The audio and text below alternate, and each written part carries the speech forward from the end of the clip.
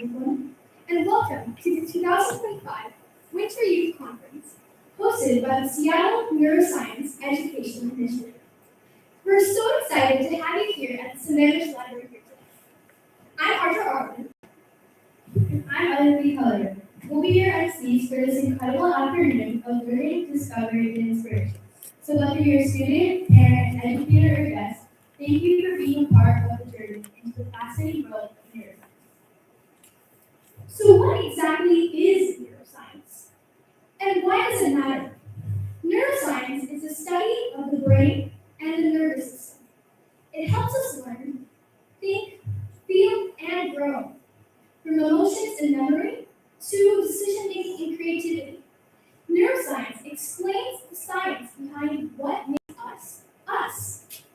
And it's not just about science textbooks. Neuroscience connects to real life, like how sleep affects your brain, why peer pressure can feel intense, or how music can boost your learning. Today, you will hear from students just like us who explore these topics and are excited to share what they've learned. We're also honored to welcome our keynote speaker, Dr. Eric H. Schulter, Executive Director of the Center for Neurotechnology at the University of Washington, and guest speaker, Rahul Chalibango, an ND candidate at Northwestern University. Their work shows how neuroscience can lead to breakthroughs in medicine, education, and technology. This initiative is all about empowering youth to explore neuroscience in a way that's fun, meaningful, and community-driven. We hope today sparks your curiosity and helps you see how understanding the brain can shape a better future for yourself and for others. So let's dive in. Up first, we'll kick things off with a welcome speech and then hear from our keynote speaker. Get ready for a full day of brain power, creativity, and connection. Let's make it unforgettable. Welcome to the Seattle Neuro Education Initiative's 2025 Winter Youth Conference.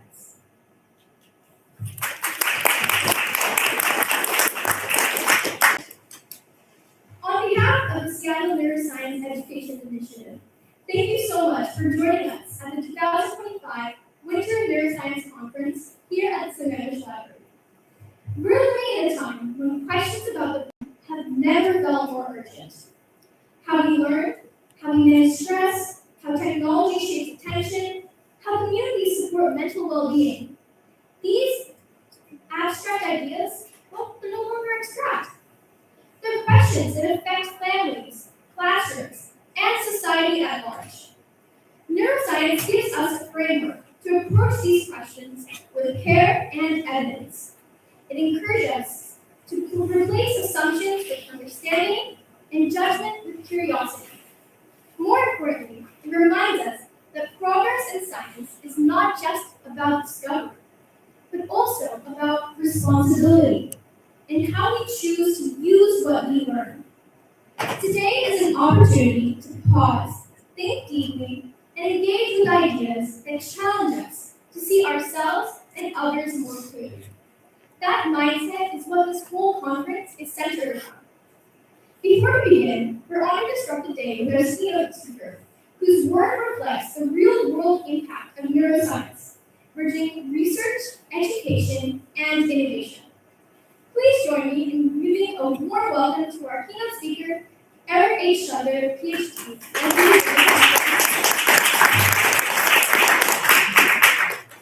Dr. Schulter is a neuroscientist and a research associate professor emeritus in the Department of Bioengineering at the University of Washington in Seattle.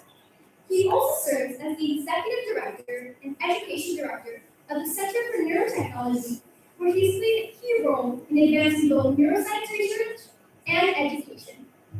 Dr. Schulter's research has focused on the central mechanisms of pain and nociception, helping deepen our understanding of how the brain processes pain. Beyond his laboratory work, he's widely known for his dedication to science education, creating engaging and accessible materials that help people of all ages learn about the brain. His ability to connect cutting-edge neuroscience with education and public outreach makes him an especially meaningful speaker for today's conference. Please join me in giving another warm welcome to our keynote speaker, Dr. Eric H. Schulter.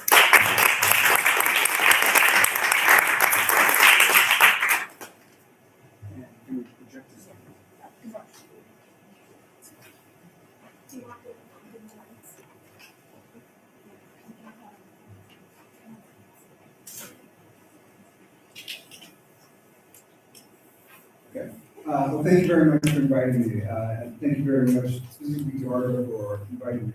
Welcome to this great day, venture into neuroscience. As Arthur mentioned, my name is Dr. Eric Chubb. I'm a professor at the University of Washington. I've been there for quite a few years. In fact, just in July, I took a partial retirement. I'm still working a bit at the University of Washington, but I've cut back my efforts a bit. And I noticed that a few students have been in some of my programs the past summer, a couple summers before that.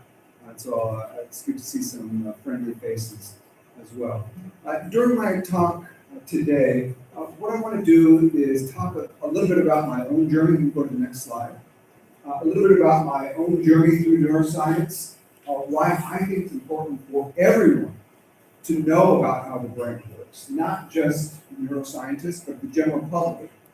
And then finally, specifically for high school students, I want to give you a couple ideas about how you can continue your journey into neuroscience and neuroscientific research.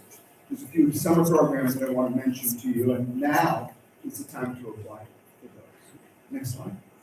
So just a little bit about my history. I was talking just before our program began a little bit about my history. I went to elementary school in Malaysia. My dad was an elementary school teacher, a vice principal and a principal, and my mom was an elementary school teacher. And this was back in the 1960s when my dad became a principal of a public school, an elementary school. And in the 1960s, education was kind of changing a bit. And my dad wanted to do new things. So he thought even for elementary school kids, if they were teaching science, they should have a science teacher. If they were teaching math, they should have a math expert. Well, this is a radical idea that for elementary school, then you should have a specialist teach. And the superintendent didn't like that. And so he decided to take the family to Malaysia, halfway around the world. And so I went to elementary school in Malaysia because my dad took an early retirement. But then he tried it again. And we came back to Los Angeles, where I was born. Tried it again for 1 year, didn't like it, so we moved to Japan. So I went to high school in Japan. In fact, on my high school transcripts, my language is Japanese, because I took Japanese as my language. And then when I applied to college, the only school I applied to was UCLA. I was sort of familiar with the Los Angeles area. It was the only school I applied to. I got into UCLA. But I didn't know what I wanted to study. And for the first 2 years, I thought that maybe I wanted to be a marine biologist. I liked to go to the beach. And my dad was a little bit worried because I thought, whoa, is he going to be a lifeguard? Not that there's anything wrong with being a lifeguard. But I said, no, maybe what I'll do is I'll work for an oil company. And I'll make sure that the oil company doesn't kill the ocean life and make sure that they protect the ocean floor. And my dad said, well, do you have to know how to scuba dive? You don't know how to do that. I said, yeah, you're right, I don't know how to do that. So I kept on taking classes, and it wasn't until my third year at UCLA that I took a psychology class. And this psychology class was taught by what we would call now a neuroscientist, but he was in the psychology department. And he was one of the first to discover that the brain made a particular neurochemical that reduces pain in times of stress. These are those chemicals called the endorphins, which mean the endogenous morphines or endogenous opioids. And he was telling his students all about his experiments and said, any students that are interested in my work, come see me after class. This is one of those big classes with about 400 students. About 3 or 4 students came up to the professor afterwards and said, oh, that was really interesting. Tell us more. So he took us back to the lab, introduced us to the graduate students, and said, if anybody is interested in my work and wants to work in my lab, come back tomorrow. I was the only one that showed up the next day. For my next 2 years at UCLA, I worked as an undergraduate researcher, investigating how the brain makes these particular neurochemicals in times of stress. And when it was time to graduate from UCLA, this professor said, what are you going to do now that you're graduating? I said, I don't know, what are you supposed to do? Again, neither of my parents were in science, so they didn't have any guidance for me. But this professor said, well, you can be a professor like me. I said, oh, that's a good idea.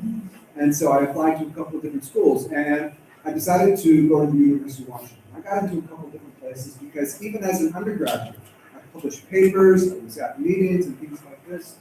And this was in 1980. I had never been to Seattle before.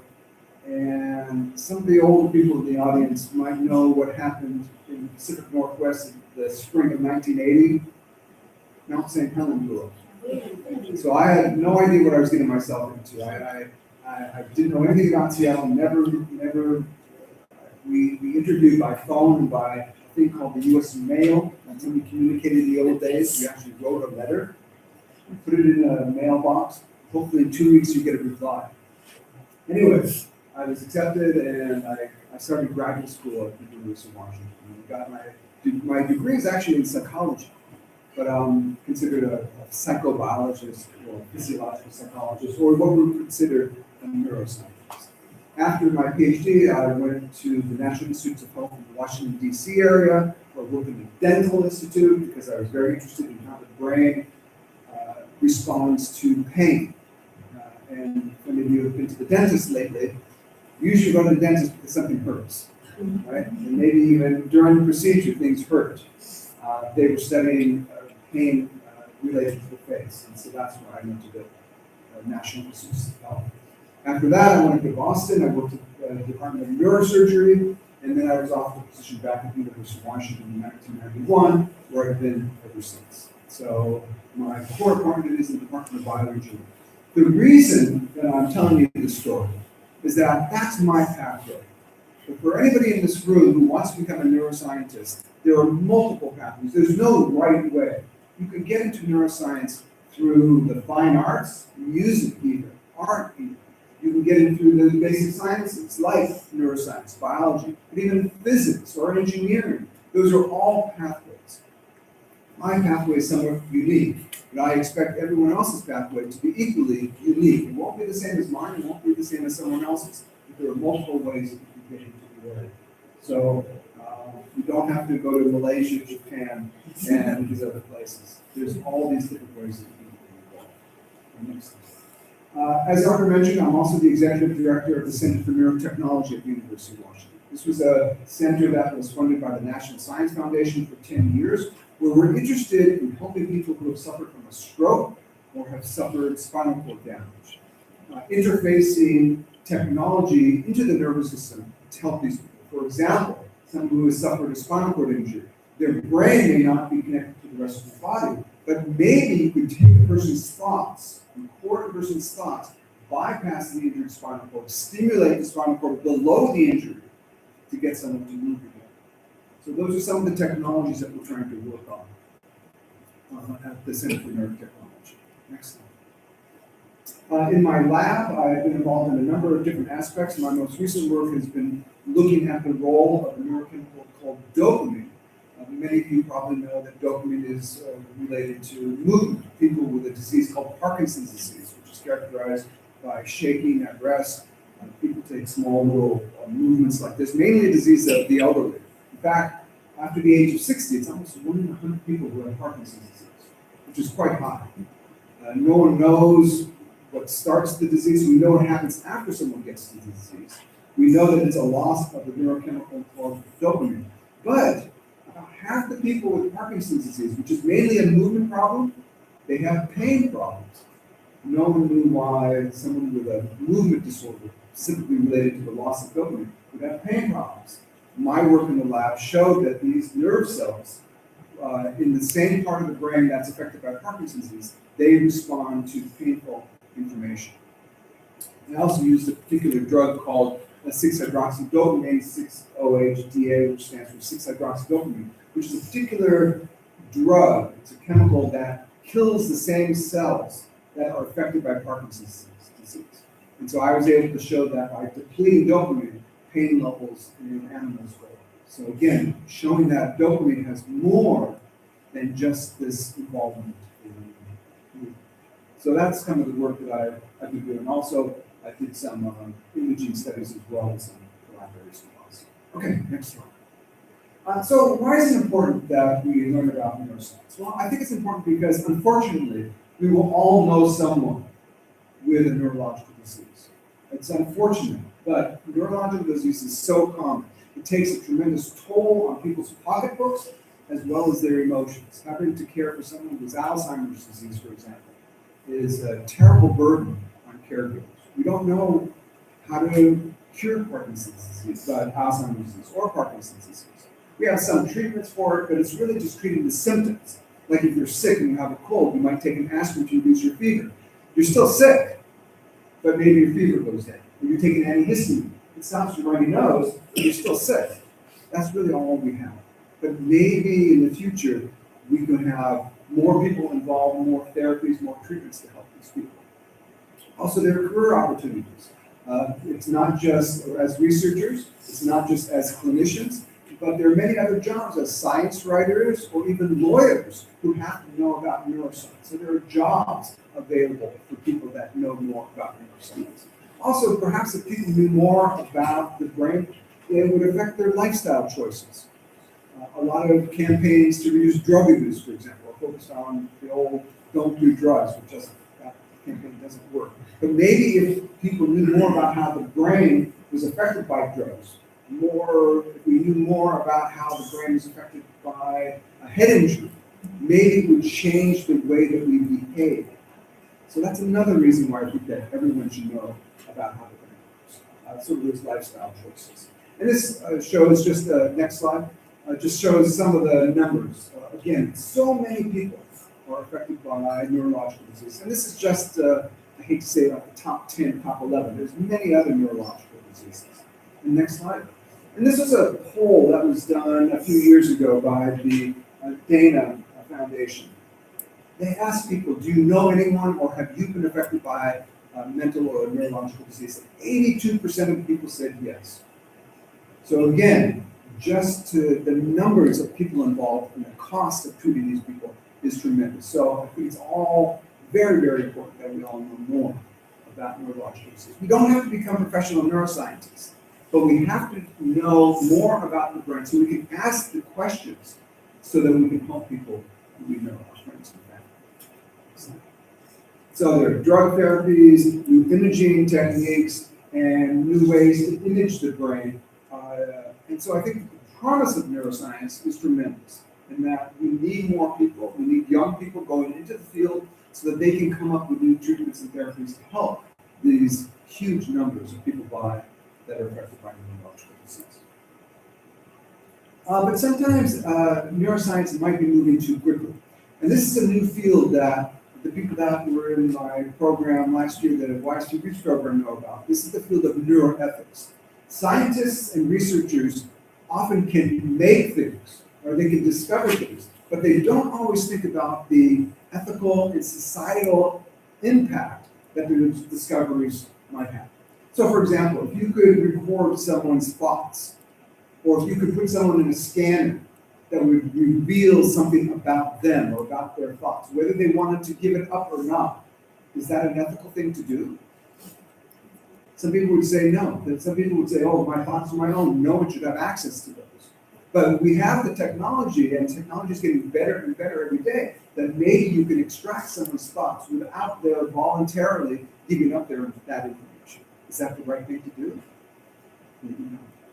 So there are a lot of different ways to do that. And the public is fascinated. These are just some recent covers of magazines. In fact, the one from Time magazine, that was just 2 weeks old.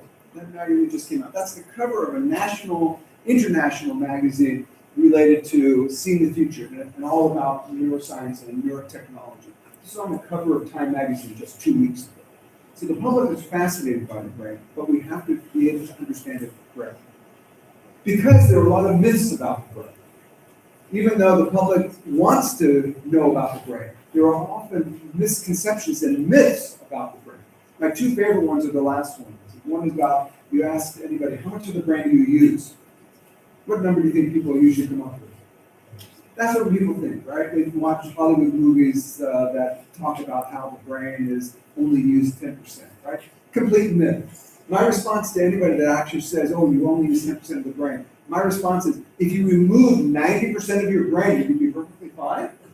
Of course not. Of course not. Then why is it when someone gets damage to the brain, it doesn't hit that 90% that people aren't using? It always seems to cause some serious injury. So it's a complete myth. My other favorite one is the full moon. That with the full moon, there's more abnormal behavior, right? Complete myth. I've written a paper on this. I've looked at the statistics of more than 100 different papers that are published. The data is easy to find. You just go to the almanac to look at the phase of the moon, and you look at the crime blotter. There's no correlation. There's very little correlation of any traffic accidents, crime, dog bites. All of that there is no correlation between, and the physics don't work. Yes, the moons affect the tides, but they don't affect the body. The math just doesn't work. So it's very important that people become more knowledgeable and critical of what they see, what they read, and what they hear. Next one. And this has to do with being able to evaluate some of these new technologies. Again, I mentioned before, scientists and engineers create things, but are they creating things without knowledge of what their data might imply later on? So, for example, if there was a way that you could scan a brain and you would know that someone has a predisposition to have Alzheimer's disease in the future, would you hire them? Some people would say, well, no, I want an employee that will last 30, 40 years. And if someone's going to develop Alzheimer's disease, I don't want that. Is that the right thing to do? Should you put someone in a brain scanner before they get a job during the interview process? Maybe not. There are no rules, there are no laws against this right now, but maybe there should be. Another one, neurocognitive enhancement. So I think a lot of the students, with the test that's coming up, the DECA, some exam coming up, So should you take, if there was a pill that would make you smarter, is it ethical to take this pill before your exams? Why not? Don't we already have these things? I don't see anybody here having a cup of coffee. But coffee, isn't that a cognitive enhancer? It has caffeine. It's a central nervous system stimulant. It makes you more alert. Is that cheating if you have a cup of coffee? People would say no. What difference is that than taking a pill that would increase your test score? Is it any different? Coffee is natural beans, right? Yeah, but I'm having a cup of coffee. That's why I'm asking. But regardless. But still, it could give you an advantage, and not everyone can afford a cup of coffee. Sure, to many people, $8. I don't know how much a cup of coffee costs, but $8 for a cup of coffee doesn't seem that expensive. But for some people, it is. Some people can't afford that, and so maybe it's cheating to have a cup of coffee before. Yes, it's natural, but so what? Now, my wife says I can argue either side, and that's true. But these other things, again. Science is creating these things, and they don't always think about the possible implications of these things. And this is the whole field, again, of neuroethics. Screening of children for disease. So before a child is born, you can now screen for particular diseases. Knowing what that data might suggest, would that change a parent's thoughts? I'll leave it at that. So again, we have the potential to do things. The question is, should we be doing things? Next slide. And one more. And so I think an organization that Ardra and the rest of the students have going, it presents some fantastic opportunities, not only with this conference for the participants here, but I think, and maybe you're already thinking about this as an organization, ways for you to expand. And so one is, has everybody heard of Brain Awareness Week? So Brain Awareness Week is an international event in March. In fact, in March 2026, I think it's March 16th through the 22nd. And it's an international event where you do whatever you want, but you get out into the community. And for high school students, maybe you can go to your middle school or your elementary school and just with a small presentation. Or maybe people invite speakers in to talk to the students about this. The Brain Awareness Week is a thing that you can expand. The posters that you see around the room, that's another idea that maybe before class starts, when other students are filing into the school, you have these posters. The other students will tell us about this. And so that's another opportunity, and that could be a Brain Awareness Week. Other possibilities, which we'll talk in a minute, is many high school students, they ask me, how can I participate in research? And it's a tricky thing, especially at the University of Washington, because there's lots of rules if you're under the age of 18.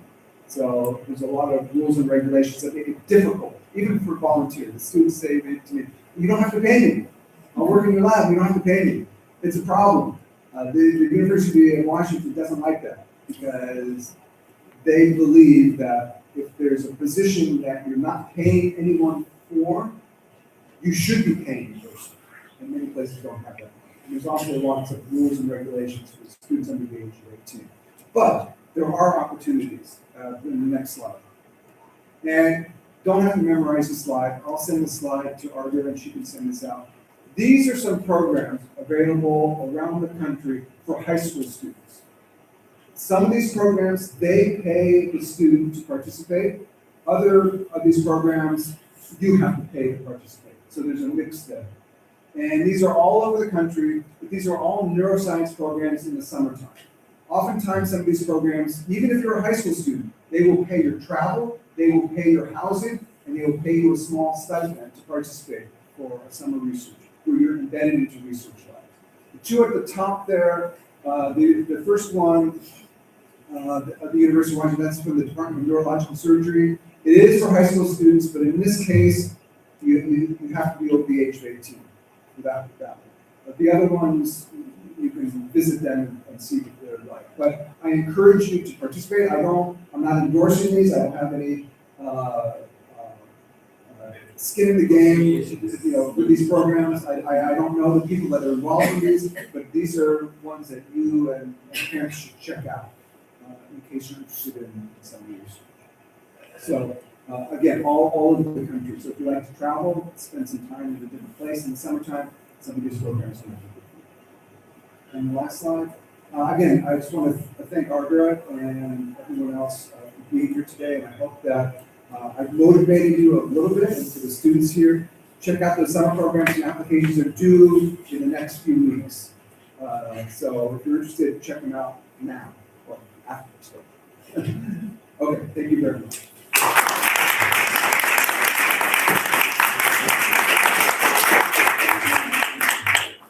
Thank you, Dr. Thunder, for your inspiring words about your passion for neuroscience and importance. Your message will definitely influence the future steps of neuroscience and will motivate high school students. Thank you for sharing with me.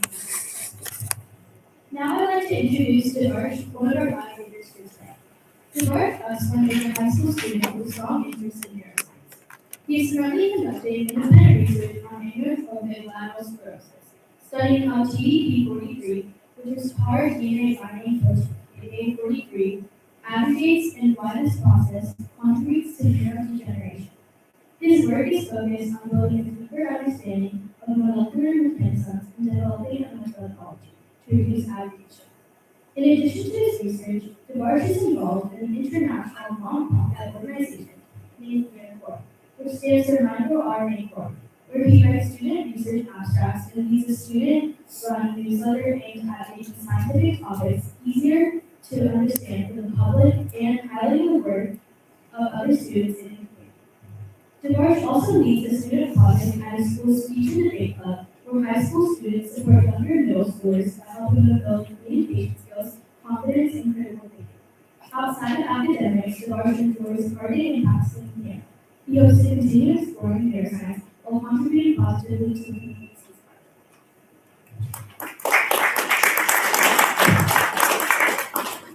Thank you, Emily, for that wonderful introduction of Devarsh. Now I'd like to introduce my friend and fellow moderator, Lazia Mandani. Lazia Mandani is an 8th grader at Maywood Middle School. She is interested in the field of neurology and aspires to become a neurosurgeon. She's been interested in the medical field because she has a passion for helping others and making a positive impact on others' lives.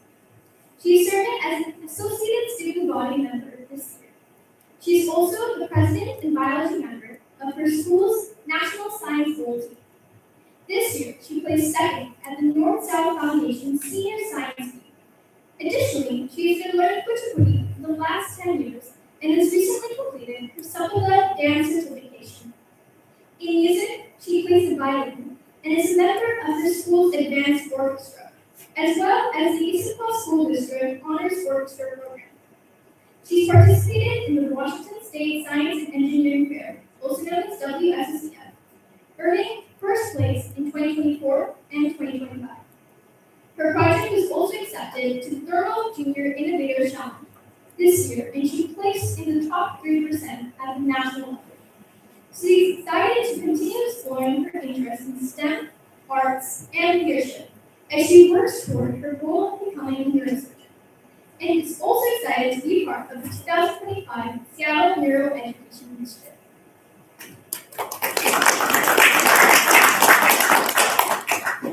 Thank you, Arjun, for introducing me. Now I'll be introducing the first MC. Arjun Arvind is a ninth-grade student at Skyline High School in Sammamish, Washington, passionate about neuroscience, AI, and environmental sustainability. As a science student, he's deeply interested in learning about neuroscience and the importance of understanding the underlying causes of different neurodiverse medical conditions such as autism, dementia, Huntington's disease, and Alzheimer's. Through research and technology aided with medical breakthroughs, Arjun believes that some of these diseases can be prevented even if it's detectable in future or at early stages. As a lead and co-host of this conference, Arjun is excited to present on the topic. Why our brain takes more risks, the connection between the prefrontal cortex development and the science of decision making. Through this conference, she hopes to raise awareness to help students learn, develop, and grow their knowledge about the brain and neuroscience in general.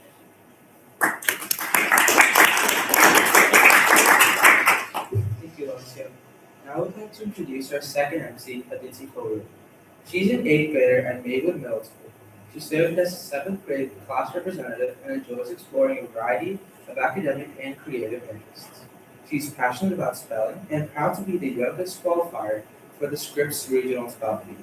Last year, she participated in the Washington State Science Fair in the Plant Science category, where she collaborated with 2 teammates to present their research project. In her free time, Aditi enjoys painting, playing with the violin, and attending Carnatic music classes, which allows her to express creativity and connect with culture.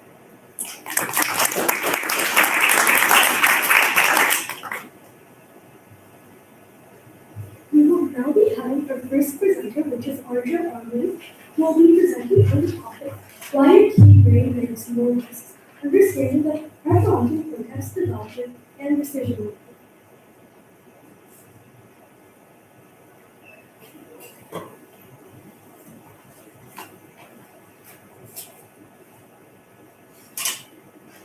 Thank you, Alicia. Hi, everyone. My name is Arjun Arvind, if you haven't already heard, and I'll be presenting on a topic that solves a decades, if not centuries, old dilemma that arises between parents and their teens. To start things off, let's take a quick poll.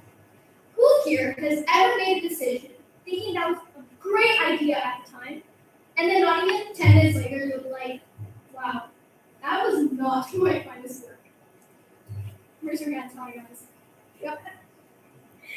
Yeah, it's everyone, teenagers, adults, yeah, everyone. So today I wanted to talk about why teenagers take more risks. And I promise this is not a lecture about bad choices or kids these days. In fact, let's get this out of the way right now. Teen brains are not broken, they are not lazy, and they're not missing pieces. Their brains are just under construction, and they're doing exactly what evolution designed them to.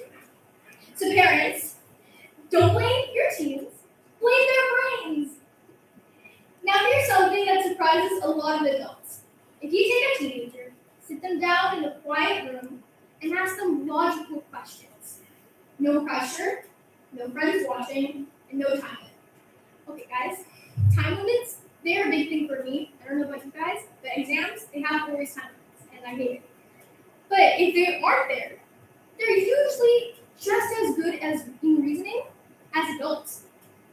They can explain consequences, they can tell you why something is risky, they can even give you advice that they themselves would later ignore. So what exactly is going on?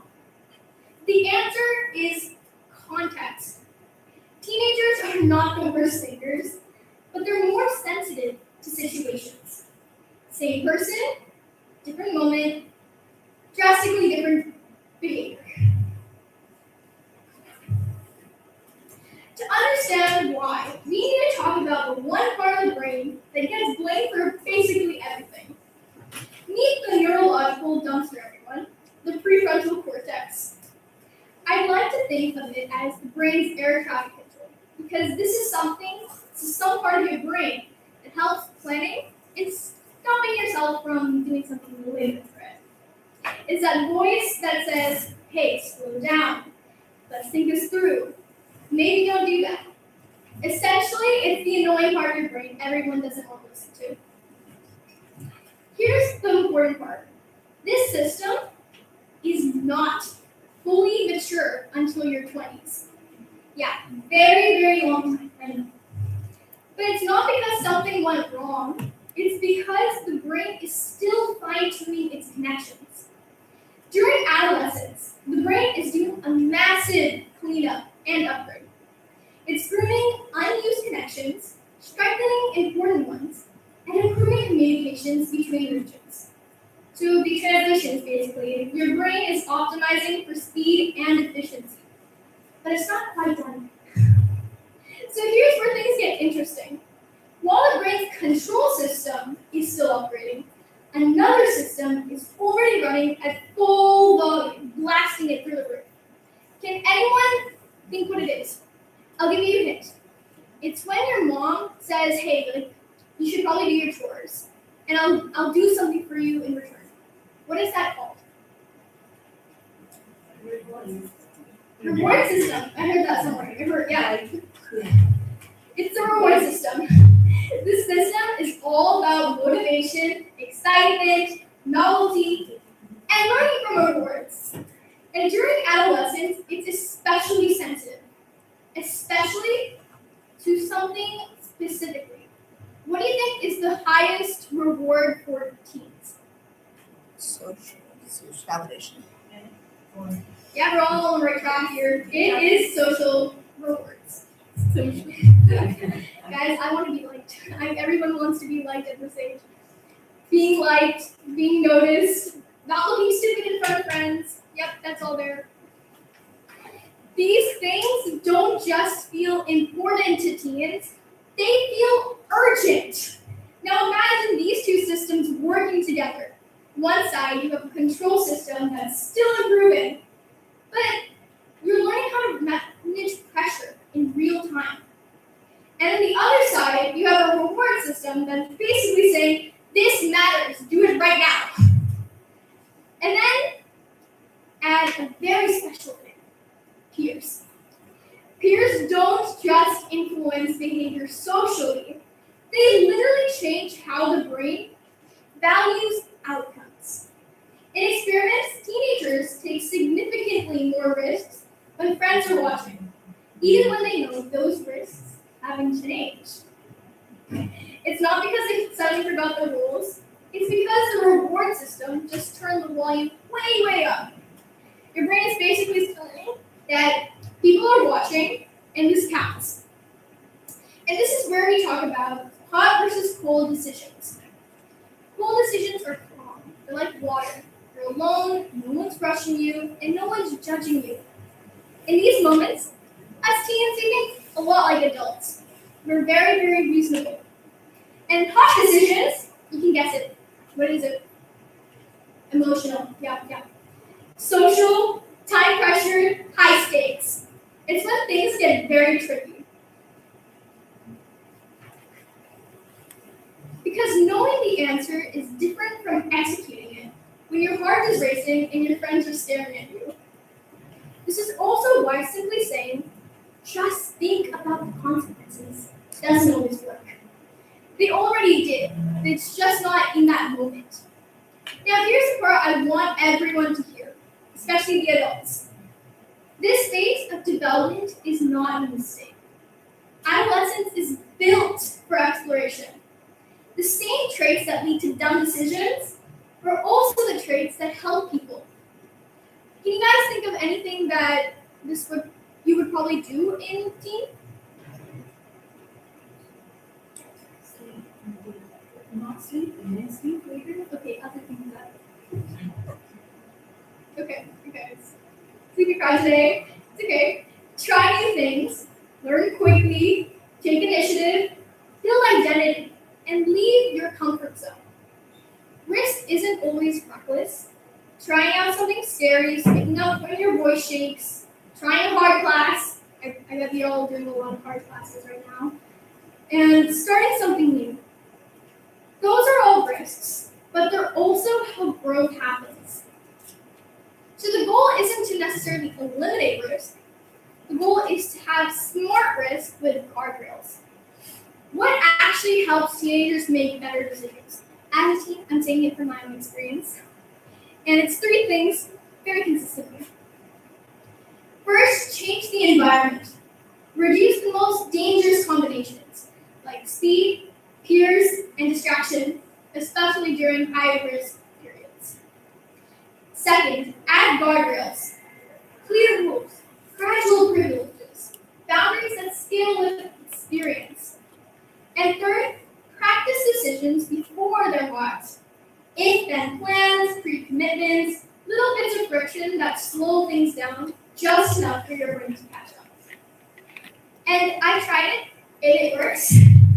Maybe not all the time, because teens aren't perfect decision makers. The context is designed to be more intelligent for teens. That's all we're trying to do. So if you remember one thing from today, make it this. Teens aren't irrational, they're context sensitive. Risk-taking happens when a powerful motivation system meets a still developing control system in a hot minute. When we understand that, we stop blaming individuals and start better designing environments. When we do that, we don't just reduce them, we help teens become capable, confident adults. Thank you so much.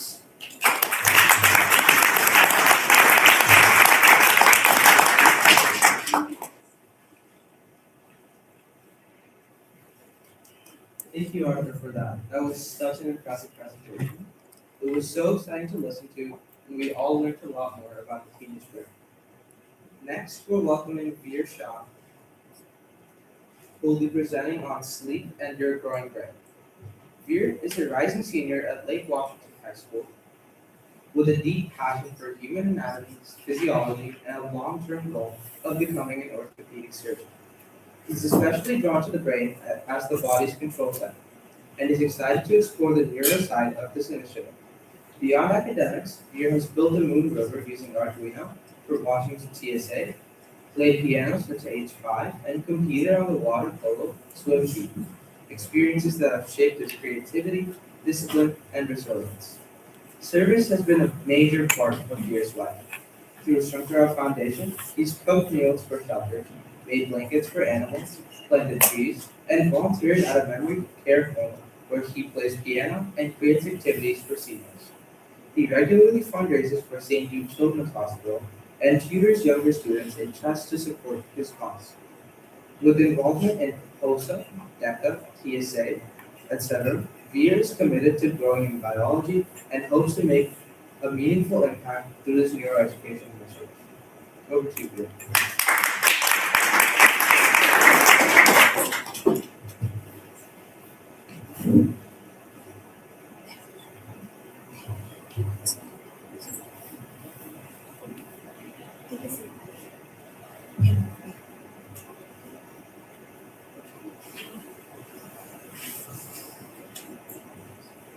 Quick question.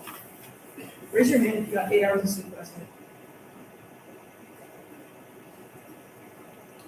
Okay, now raise your hand if you felt tired anyways. Not because you're lazy. It's because your brain is still developing. And sleep controls how well it develops. Hi, my name is Veer, and today I'm going to show you why sleep isn't just about being rested. It's about how your brain is literally being built during high school. So first, why sleep matters in high school. High school is one of the most intense periods of brain development you'll ever go through. Your brain is wiring itself for decision making, emotional control, memory, and learning. When you don't sleep enough, those symptoms don't stop developing. They just develop. Sleep affects how well you do on tests, how well you handle stress, and you control your emotions, and even your long-term health. So when we talk about sleep, we're not talking about comfort. We're talking about function. How much sleep do teens actually need? Well, here's the part that surprises most people. Teenagers need about 8 to 10 hours of sleep. The average high school student gets under 7. I get around 4, if I'm lucky. That means that most teens are running a chronic sleep debt, like being constantly behind on payments, except the payment is your brain. And unlike homework, you can't just catch up on homework. Sleep stages. Sleep isn't just on or off. It happens in stages, and each stage has a job. Think of sleep like a repair shop for your brain. So stage 1 is the transition to your body powering down. Stage 2 is light sleep. Your brain starts organizing information in this stage. Stage 3 is deep sleep. This is where the physical repair happens. This is where the growth hormone is released, the muscles repair, and the brain recovers. Then there's REM sleep. This is when you dream. Your brain becomes extremely active, almost like you're awake, but your body is temporarily paralyzed, so you don't act out your dreams. If you cut sleep short, the stages you lose the most are deep sleep and REM, the ones you need most. So, for sleep mechanisms, 2 systems control when you sleep. First is your circadian rhythm, or your internal natural clock, and second is sleep pressure. The longer you're awake, the more your brain wants sleep. When these 2 systems are aligned, sleep feels easy. When they're not, you feel exhausted and you can't sleep, which happens when you sleep. So for melatonin and the teen sleep clock, this is big. This is one of the most important events. During puberty, your brain starts releasing melatonin later at night, around 1 a.m. or so. So when adults say just go to bed earlier, they're basically telling teens to fall asleep before their brain allows them to. This is biology, not habits. Early school start times force teens to wake up during their biological night. That's called social jet lag. And screens make it worse by suppressing melatonin even more. So if you've ever stared at the ceiling at midnight, exhausted but awake, now you know why. So why do teens need adequate sleep? Well, teen sleep isn't optional, it's required. Your brain is still under construction. So deep sleep releases growth hormones. Sleep improves reaction time and decision making. And it also regulates emotions and stress.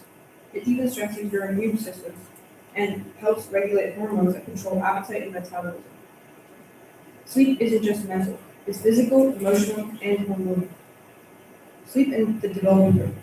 The brain doesn't fully mature until your mid-20s, The last part to develop is the prefrontal cortex, the part responsible for judgment, impulse control, and decision making. Sleep strengthens the neural connections in this area. So yes, sleep does actually help you make better decisions. Sleep role in learning and memory. Have you ever studied for hours and hours and hours only to forget everything the next day? That's not always bad study. That's just bad sleep. Sleep is when your brain takes information and stores it into long-term memory. It improves creativity, problem solving, and learning efficiency. So sleeping can actually reduce how long you need to study. I need to take my notes, guys. So consequences of chronic sleep deprivation. When sleep deprivation becomes chronic, the effects are serious. You get lower test scores, higher anxiety and depression, slower reaction time, which if you drive that really impacts your car accident risks, and a weakened immune system. This isn't about being tired, it's just being impaired. So why do teens lose sleep? There are medical reasons like delayed sleep phase syndrome and restless leg syndrome. But there's also social reasons, pressure, homework, activities, stress, and screens. All those pile on top of a brain that already wants to sleep later. So there's some evidence-based sleep improvement recommendations. There are solutions to all these problems. Consistent sleep schedules matter more than perfect ones. Reducing screens before bed helps melatonin rise. Short naps under 30 minutes can help, and long naps do hurt. Exercise helps, just not right before bed. And creating a calm, dark, quiet environment makes a real difference. Schools can help too.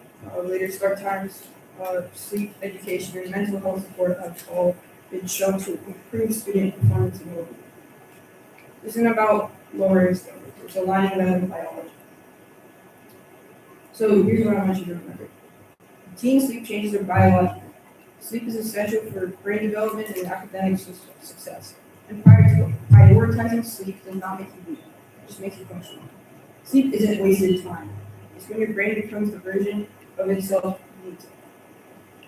Thank you.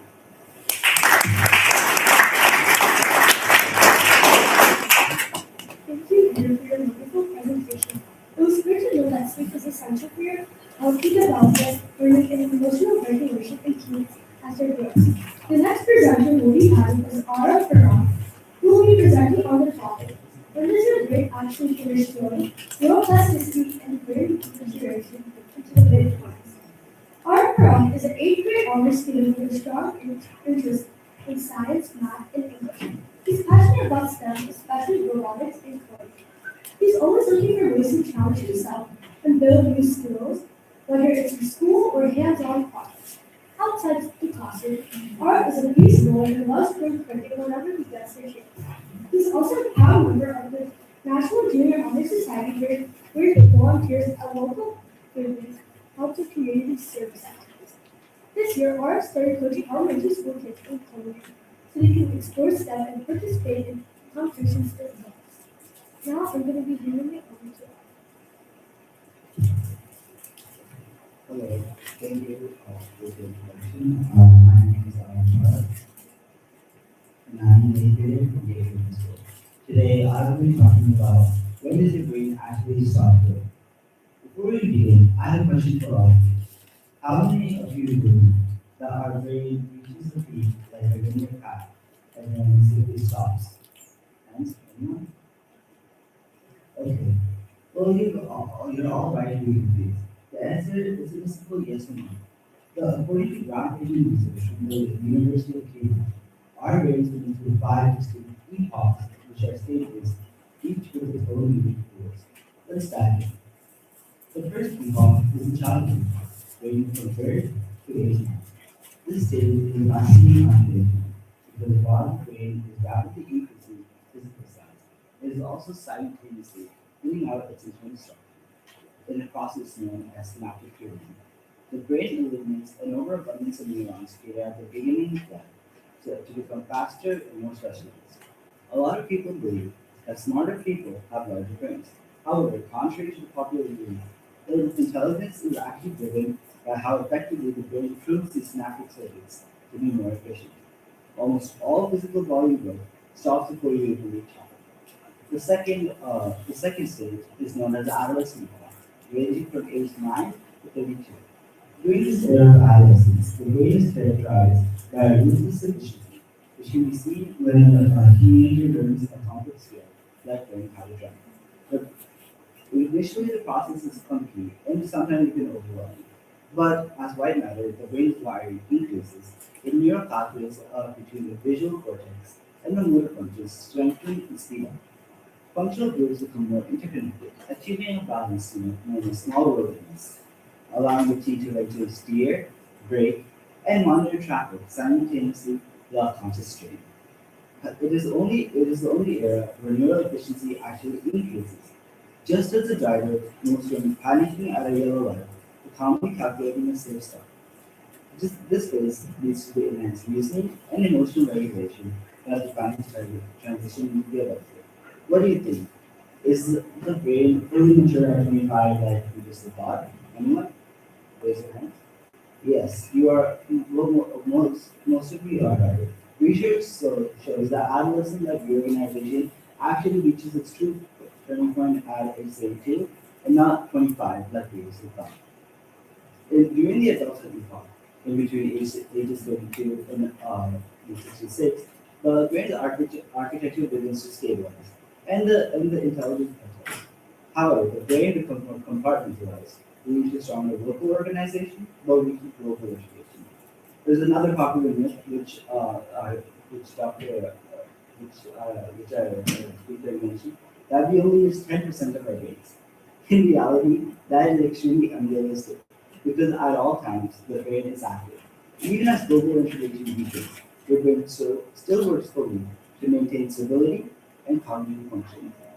The last two epochs are the early Asian epochs and the late Asian epochs, starting from age 66 to 83 and 83 and after.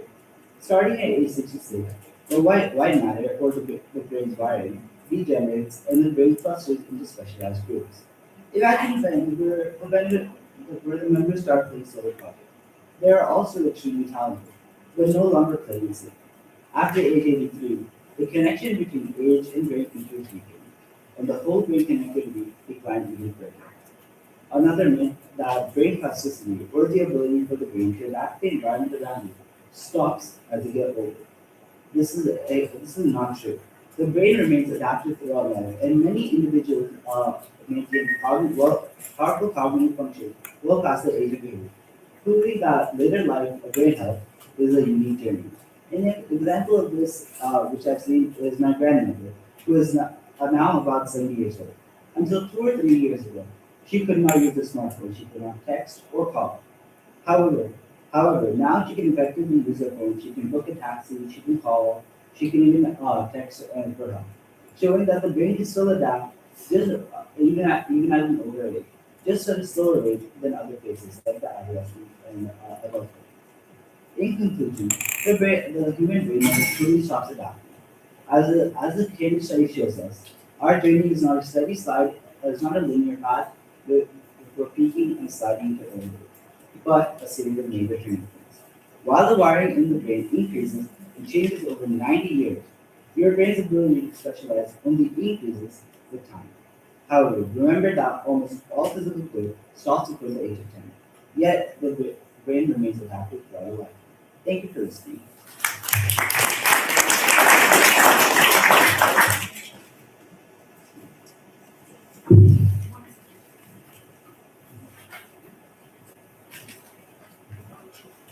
Hi everyone, thank you so much for listening to all the presentations. I just wanted to say, if you are going to leave, please find your name on the sign-out sheet at the back and write down the time that you leave to make sure that everyone is staying for an adequate time to kind of learn more about it. Thank you. Thank you, Art. That was such a strong presentation. The way you presented your work kept everyone engaged the entire time, and we all learned a lot more about the growth of the brain. Coming up next, we have Taranika Thomisaki, who will be diving into why peer pressure feels so strong. Taranika is a 7th grade student at Leota Middle School with a strong academic focus in science, leadership, and interdisciplinary learning. She participated in the 2024-2025 Washington State Science and Engineering Fair, where she earned first place in the plant sciences category and received the prestigious Junior Innovators Challenge nomination. Darnica also competed in Science Olympiad, achieving a top 8 placement at the regional level in one of the topics.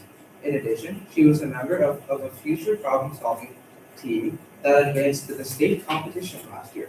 Beyond academics, Darnica is a proud member of the National Junior Honor Society and is actively involved in school athletics and music. She plays volleyball and the violin, balancing her passion for science with creativity and teamwork. Now I'll be handing it over to her.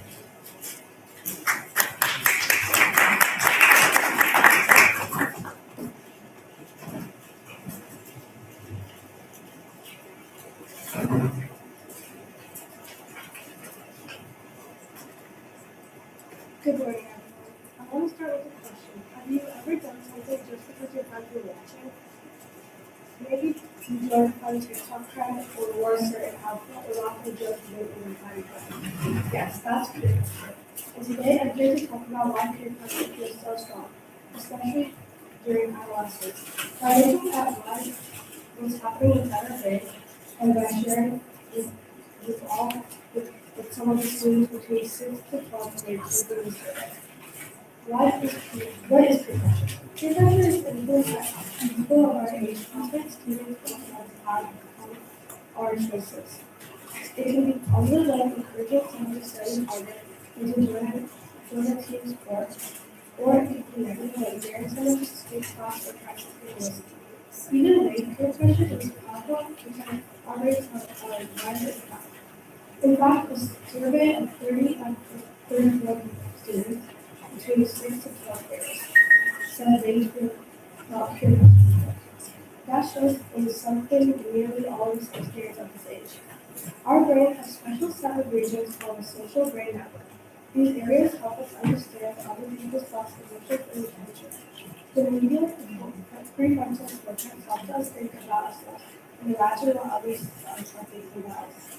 The superior temporal surface helps us read facial expressions and body language, and temporal junctions allows us to take someone else's perspective and be able to process strong emotions of fear, excitement, and embarrassment. During adolescence, these regions are still developed. These make us especially sensitive to how others see us.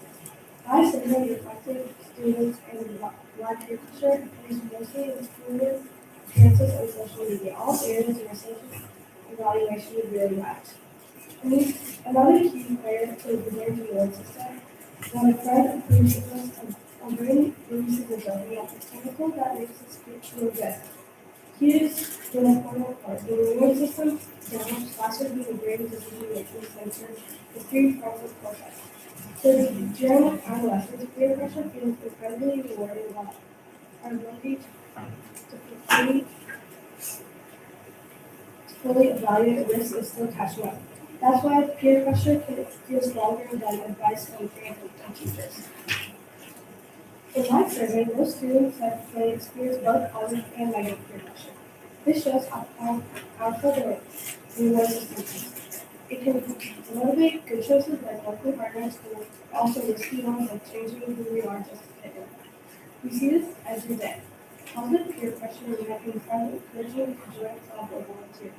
Negative peer pressure might be going along with risky dares or just because everyone is doing it. Even neutral choices like clothing styles or music show how peer pressure is influencing us. In my survey, the average strength rating of peer pressure was 3 out of 5. That means it was noticeable but not overwhelming, matches size.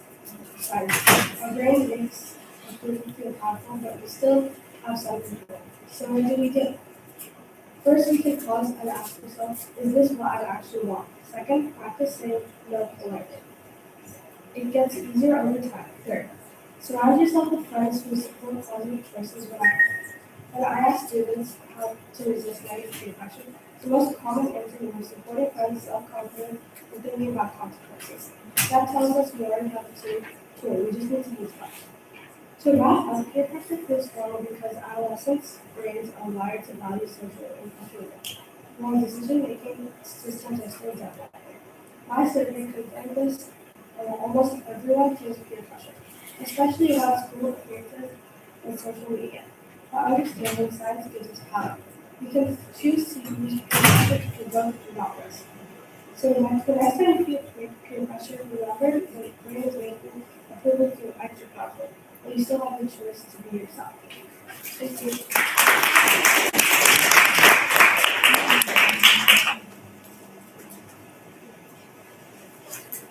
Thank you for your presentation. It was helpful to make peer pressure feel very sense because your brain is wired to prioritize it. The next presenter will be having is Sneha Shankar.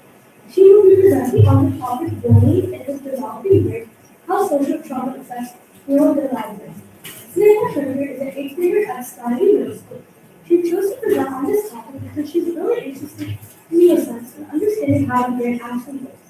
She's curious about how her experiences, especially stressful or difficult ones, and bullying can affect the way how our brain develops and functions. In addition to her interest in neuroscience, Sneha enjoys exploring STEM through extracurricular activities. This is her fourth year participating in the Best Robotics, where she works on driving robots and programming robots. Now I'll be giving the microphone to Sneha.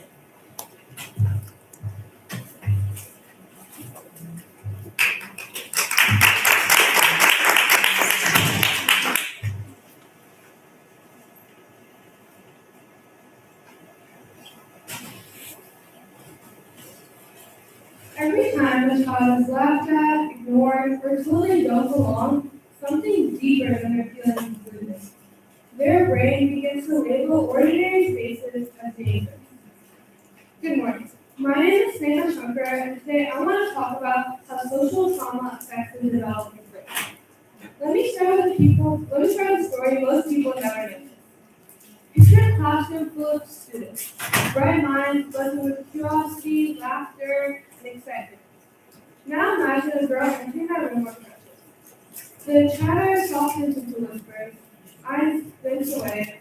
When the class lines up for recess, her friends walk past her without a second thought. Outside on the playground, everyone is erupting with movement as students run, chase, and shout. And she sits still, alone in the corner, watching life happen without her. That girl was me. After researching fourth grade, I carried more than crutches. I carried silence, exclusion, and a loneliness that left marks far deeper than any scar on my life. I learned that exclusion is one of the most painful and overlooked forms of bullying. Day after day, and week after week, I would sit by myself at recess, watch others do sports and PE, and be the last to leave and enter the class. This is what we call social trauma, and it doesn't just hurt emotionally, it changes the brain. When children experience repeated bullying or exclusion, chronic stress floods their developing nervous system. Their prefrontal cortex, the part of the brain responsible for decision making, emotional regulation, and self-worth, can develop differently. A child raised in this constant social threat learns to stay alert, guarded, and small, even in places meant to feel safe. And this quietly shapes how a child sees themselves in the world for years to come. But this is not where the story ends. The human brain is not fragile glass. It's practically like living clay. It adapts, it heals, it rewires. Research shows that children who form even one supportive relationship, a teacher, a parent, or even a friend, show real reductions in anxiety, depression, and stress markers in the body. Safety changes chemistry, and compassion isn't just emotional, it's neurological. Imagine a child walking home with shoulders hunched, stomach tight, replaying cruel words in their head over and over. Now imagine a teacher who notices, a classmate who sits beside them, a friend who looks them in the eye and tells them that they belong. That sentence, simple, human, sincere, helps rebuild the brain's map of trust that trauma tries to erase. We often underestimate these small acts, but science and experience tell us the truth. Brains remember cruelty, but they also remember care. And if you ever see someone with crutches or a wheelchair or any other injury, have a word or two with them. It will make your day. I know it did for me. And sometimes, one person choosing empathy can change the entire trajectory of a lifetime. Thank you.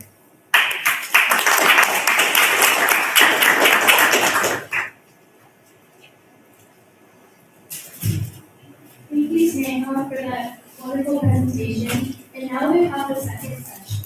The topic will be learning academic performance. Now,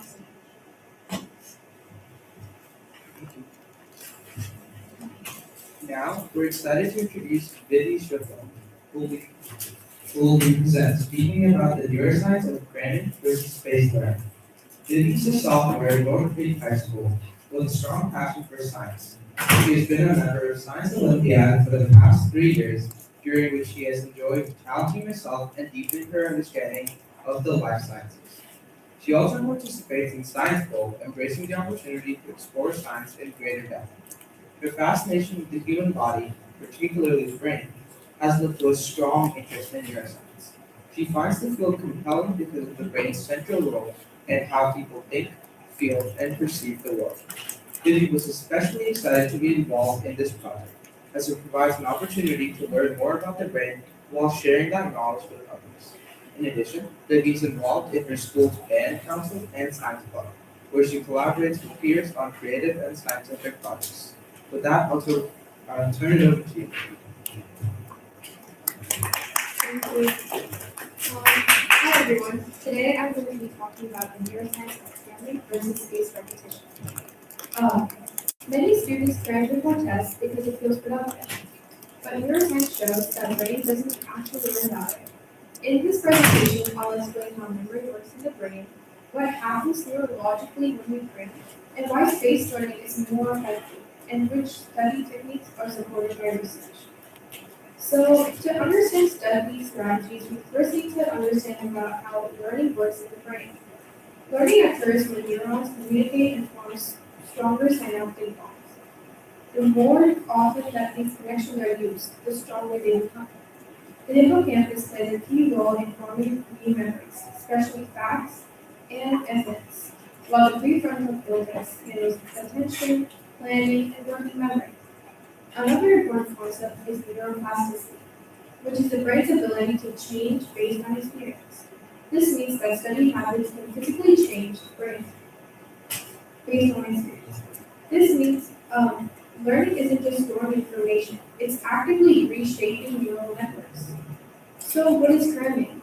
Cramming is when students try to learn a large amount of information in a very short period of time, usually the night before a test. Neurologically, cramming relies heavily on working memory, which has a limited capacity.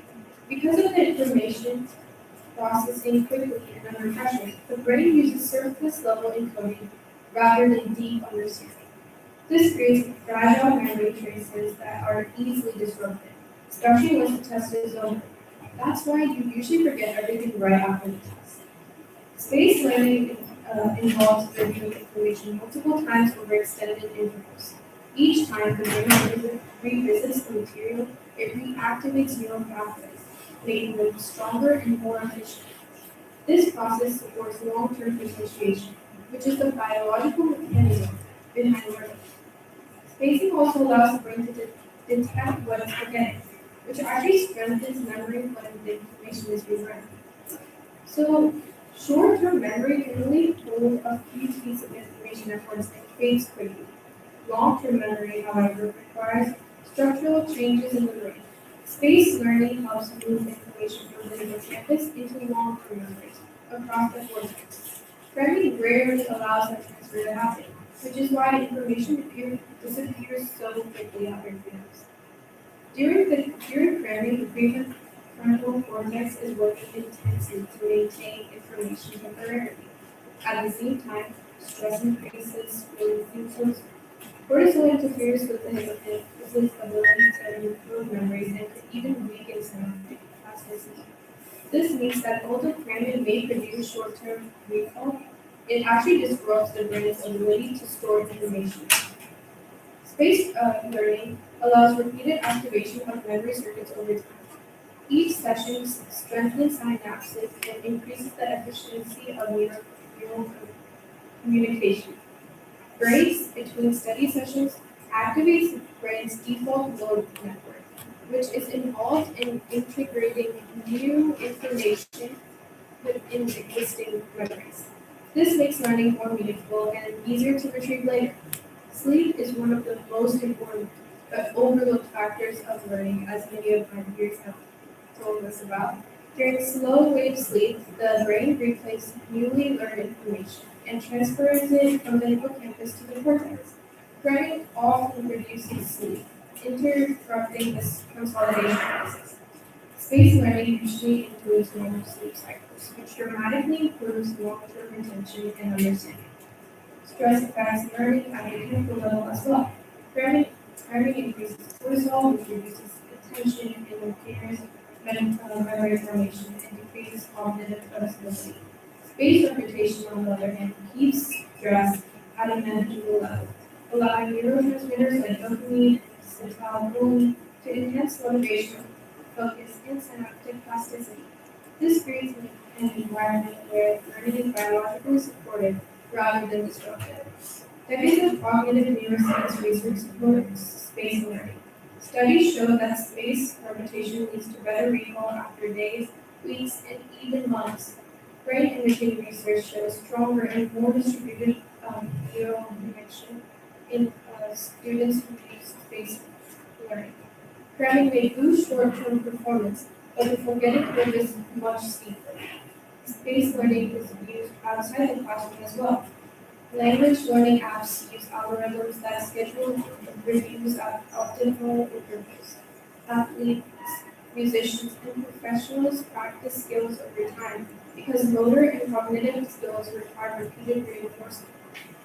This shows that skating isn't just academic, it reflects how the brain learns overall complex skills. These study techniques are effective because they align with how the brain functions. Active learning forces deeper processing. Spaced repetition strengthens memory over time. Practice testing improves recall by reactivating neural pathways. Effective note-taking organizes information, making encoding and retrieval easier. Together, these strategies create stronger, long-lasting memories. In conclusion, cramming may feel efficient, but neuroscience shows it works against the brain. Spaced learning supports memory consolidation, reduces stress, improves sleep, and strengthens neural connections. By studying over time and using brain-based strategies, students can learn more effectively and retain information long. Thank you.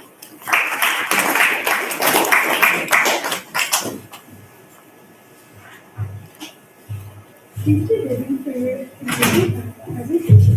It's important for everyone to know that spaced learning strengthens long-term memory by being repaired, build and reinforce neural connections while fairly leads to short-term memory. The next presenter will be having is Chard Zoom, who will be presenting the topic multitasking. Why can your brain actually multitask and extend? Troy Goodwin is a graduate student at Monmouth High School because of his strong interest in neuroscience and his curiosity about variables. His passion for math since he was his own reason for becoming a neuroscience student. Driven by his enthusiasm for medicine, Troy took the initiative to establish a wholesale chapter at Monmouth High School. Beyond academics, he is musically talented, playing both the flute and keyboard, and has been honored with a Presidential Volunteer Service League. Troy is currently in 10-foot grade in Boy Scouts, and from 2022 to 2025, he has led and participated in the first level league chat. Apart from his academic activities, Troy is into sport tennis, swimming, and soccer, and enjoys playing chess and learning something new and cooking. Now I'll be handing the mic to Troy.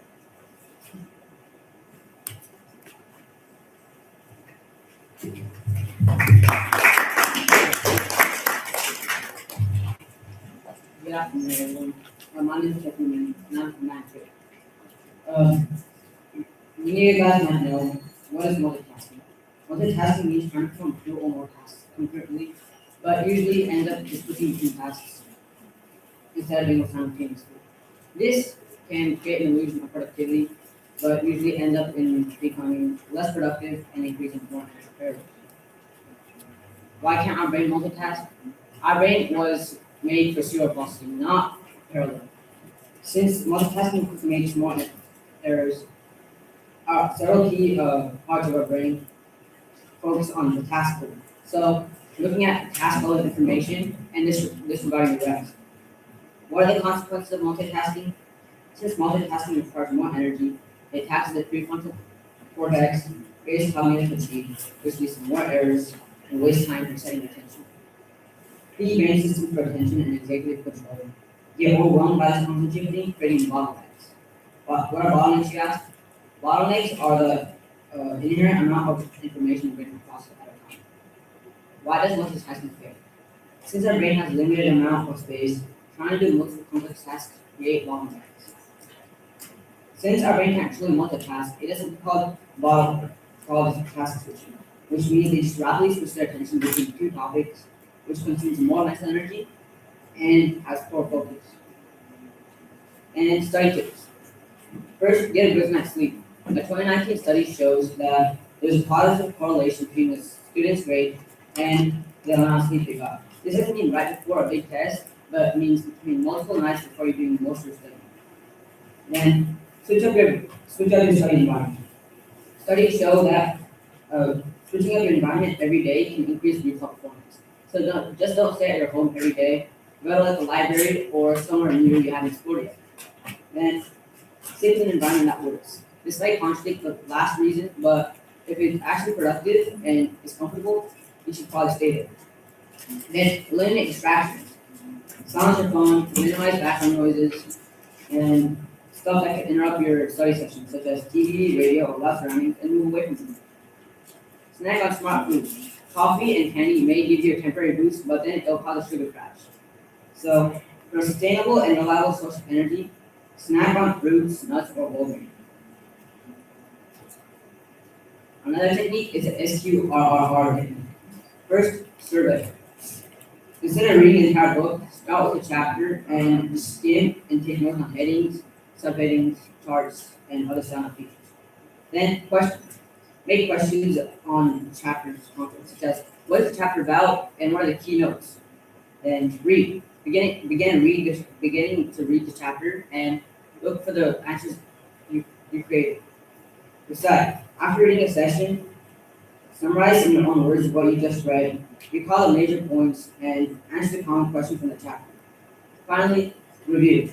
Once you finish the chapter, review the material fully to understand. Then quiz yourself on the questions you made.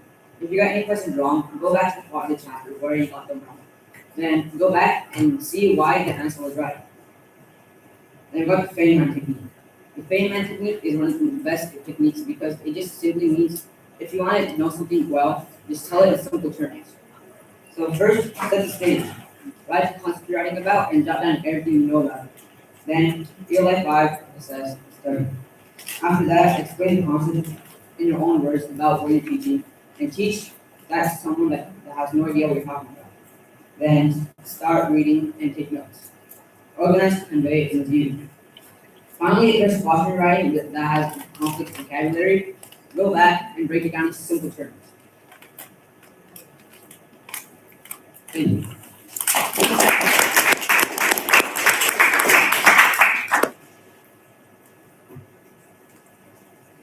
Thank you for your wonderful presentation. We will now be moving on to our two-plus presentation on the topic, music in your learning brain, how musical training enhances cognitive abilities. Our typical is a ninth grader at Easton High School in St. Louis, Washington, and is now focused in concentrating primarily on biology and medicine.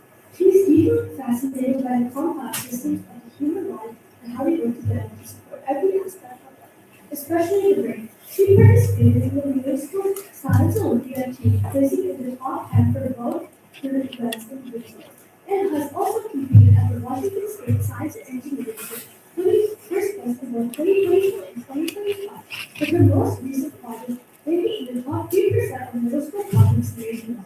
She is also a music lover and a member of her high school band. She has been playing the clarinet for 4 years and the piano for 9 years. In 2024, she was selected for Washington Music Educators Association Junior All-State Band and has won multiple piano competitions. This year, she was involved in Tulsa with Tulsa Advancing Associate as well as Science National Honor Society Research Club and Science Club. In addition to science and music, she also enjoys skiing and serves as an assistant coach for ski school. As a presenter at the 2025 Neuroscience Winter Conference and a passionate supporter of both music and science, she is excited to present music in the learning way, how musical training enhances cognitive abilities.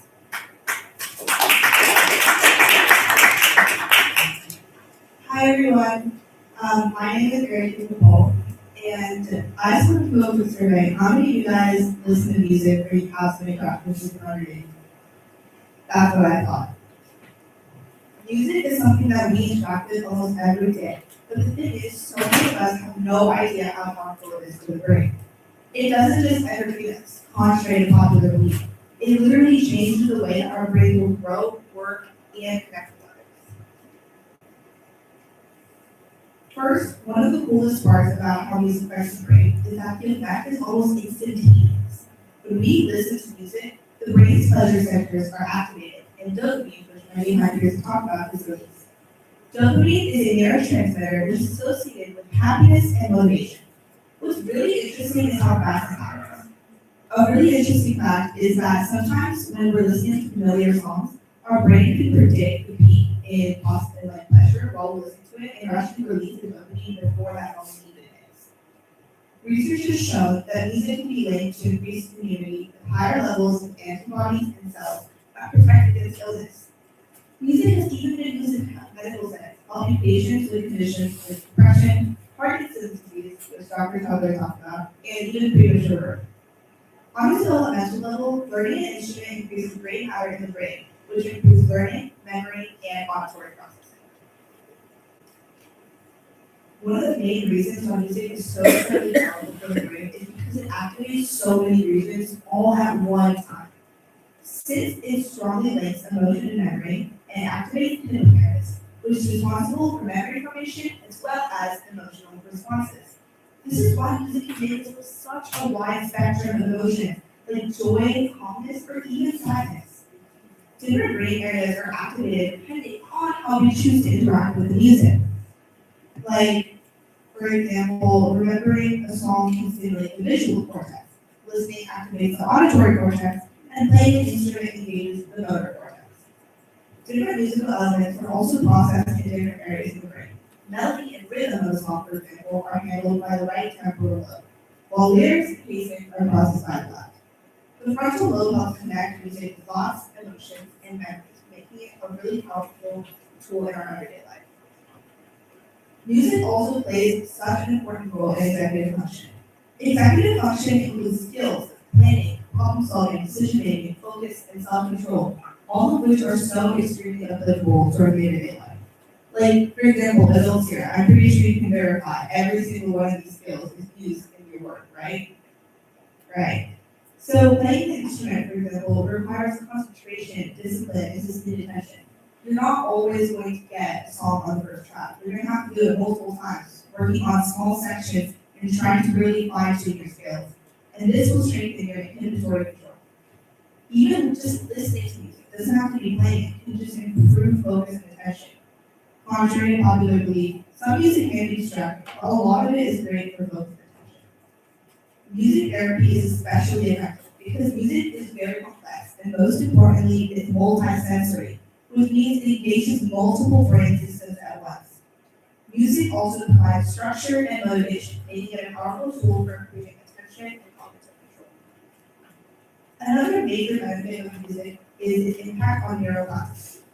Neuroplasticity, as mentioned in my other presentations, is the brain's ability to grow, change, and form a multitude of new connections. Every single time that you learn a new song or a piece, your brain physically changes. Isn't that fascinating?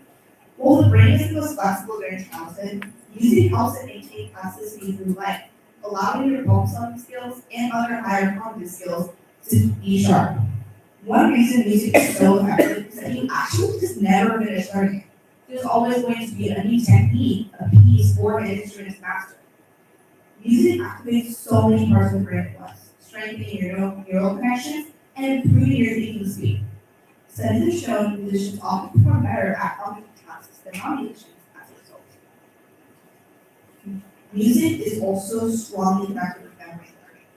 Songs act like an auditory post note, which help us remember information by attaching it to melody and rhythm.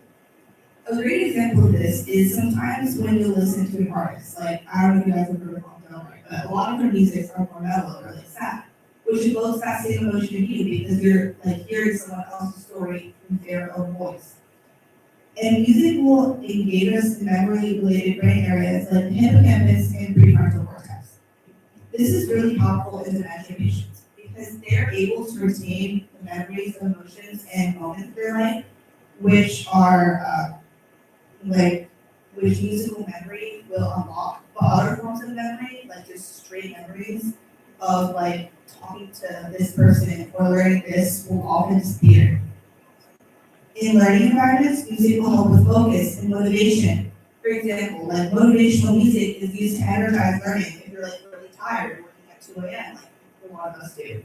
Well, classical music can help you be more concentrated when you're trying to drown out noise. Music also supports academic skills like math and language. Basic elements of music that we learn in like our elementary school music classes with dates, like beat, rhythm, melody, and patterns, help enforce skills like counting, sequencing, and pattern recognition, all of which are the very foundation for our higher education.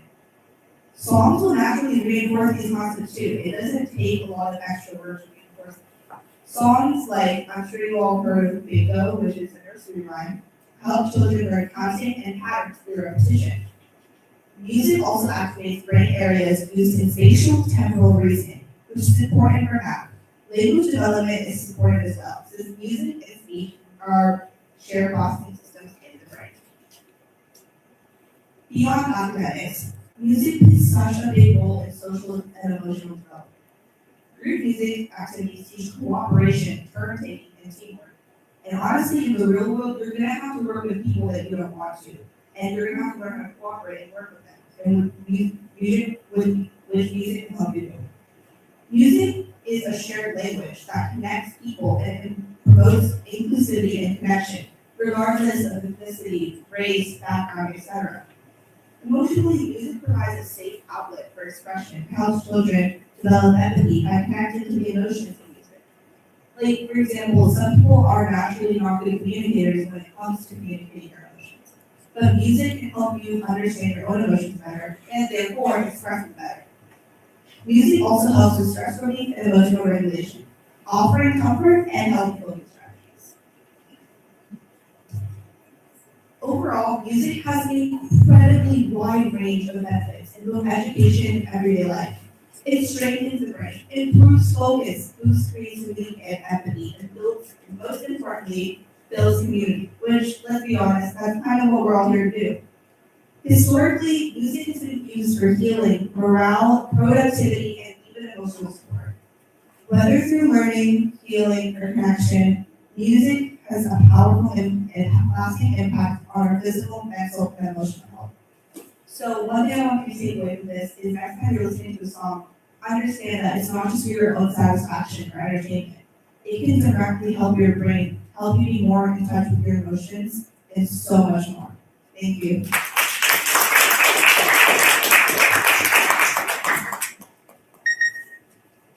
That was such an impressive presentation from our Trika.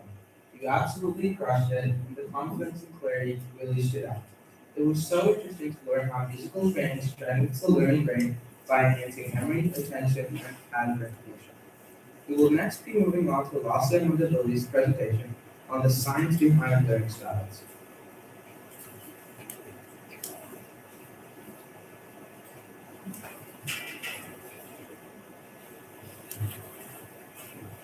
Hi everyone, today I'll be presenting on the topic, the science behind learning styles, debunking myths and understanding how it actually works. Many of us have heard phrases such as, oh, I'm a visual learner, oh, I learn best by listening. These ideas are very common in school. But neuroscience and cognitive science have been asking an important question. Do learning styles actually improve learning? In this presentation, I'll explain where learning styles originated from, why we still believe in them, what neuroscience shows, and what strategies actually help us learn. Learning styles first appeared in the mid-20th century, when educators were looking for ways to personalize instruction and increasing the diverse classrooms. The goal was to overall support students with different needs, which was a good intention. Learning styles first became as a teaching method, not as a grade-based skill.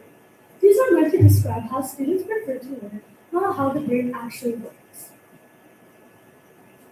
Several models became popular throughout time, especially the VAC model, which is known as Visual, Auditory, and Kinesthetic. Other models like the Cole's experimental learning model and the Dunn model also try to categorize learners in different ways. These models were mostly based on observations and questionnaires where students reported how they actually liked to learn. These were not based on brain imaging or neuroscience research. This idea spread quickly because it was simple, easy to apply, low cost, and helped teachers to feel like they were supporting every student in the classroom. However, there was an important business step. Most learning style models were not carefully tested at first. The key question, do students actually learn better when the teaching matches their learning style? This was rarely studied before the idea became widespread. Later research showed that something can feel right without actually working well. Popularity and effectiveness are not the same thing. So, if learning styles don't work, why do we still believe in them? One reason is that preferences feel like proof. When learning feels easier or more enjoyable, we assume that it's more effective. even though that's not true. Another reason is the illusion of learning. Passive strategies like rereading or watching videos can create familiarity, which feels like understanding even when long-term learning is weak. Labels like visual learner are also reassuring to us.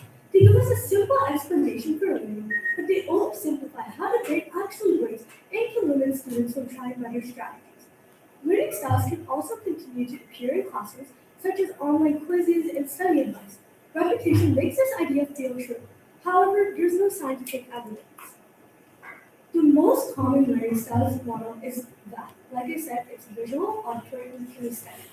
Visual learners learn best through images, auditory learners learn best through listening, and kinesthetic learners learn best through movement. The main claim is that teaching should match a student's dominant learning style, but learning styles are usually identified through self-reported surveys. This often measures preferences, not learning ability. A major limitation is that these models assume the brain processes information in separate and dominant channels. Neuroscience tells a very different story. The brain is highly integrated. Learning does not happen in one visual or auditory area alone. Most learning tasks activate multiple brain regions together at the same time, including sensory, attention, memory networks. Information is processed together, not separately. Brain imaging studies do not show stable patterns that match learning style labels. There are no neural markers that identify someone as visual or auditory learner. What neuroscience does show is that learning depends on the task, not the learner type. Everyone benefits from images when learning, from visual information, from listening when hearing sounds, and from practice when learning new skills. So, how does learning actually work? Learning happens when connections between neurons strengthen. This process is called neuroplasticity. Learning involves three key stages: encoding information, storing it over time, and retrieving it later. Retrieval is especially important. Remembering strengthens memory more than rereading. Learning improves when the brain is challenged, engaged, and asked to retrieve information. Matching instruction to a learning style does not strengthen memory, but active learning does. Learning preferences describe how students actually like to study, not like how they learn. Preferences are influenced by comfort, habit, and confidence. Learning outcomes measure what students can actually do, recalling information, applying concepts, and solving new problems. These are measured through quizzes, exams, and real-world tasks. Research shows us that students often perform better using strategies that they do not prefer. Effective strategies tend to feel harder at first. What feels easy may feel effective in the moment, but learning outcomes reveal the truth. Lasting learning comes from effort, retrieval, and challenge, not comfort. Most of these effective strategies are supported by neuroscience or active recall and spaced practice. Active recall, like self-quizzing, strengthens memory networks by repeatedly pulling information from memory. Spaced practice allows the brain to consolidate memories, leading to stronger long-term learning. To move from myth to practice, we need to stop relying on learning styles. These labels do not improve learning outcomes and can limit students from thinking outside of the box. Instead, we should focus on strategies that the brain can actually use to learn. These benefit students, which helps educators design better instruction for everyone in the classroom, which creates more equitable learning opportunities. In conclusion, learning styles are popular, but they are not supported by neuroscience. Learning works best when the brain is active, challenged, and forming strong connections. If we move beyond learning styles and focus on evidence-based strategies, we can learn more effectively and understand how learning actually works. Instead of asking, what kind of learner am I? We should ask which strategies will help best with challenges and will help learning best. Thank you so much.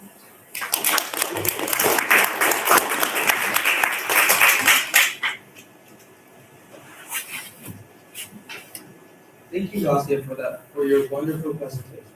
It was great to know that while people may have learning preferences, research shows that we learn best by engaging with material in multiple ways rather than relying on a single learning style. We will next be moving on to Urshika Molenbeek-Raguda's presentation on how stress affects your test performance. Ursula's a ninth grader in Interlake High School who has always been passionate about being in the medical field. Her interests are biology, music, and being creative. She has been dancing since 10 years old and has performed a lot in India and the United States, makes her dancing a big part of her life. Her interests outside academics are badminton, carnatic singing, and a little bit of volleyball for fun. The reason why she chose the topic about stress is because she noticed that academic stress is very common in students, which made her curious if stress in academics is caused because we just don't handle it, or if there's more to it that makes a big part of students' lives.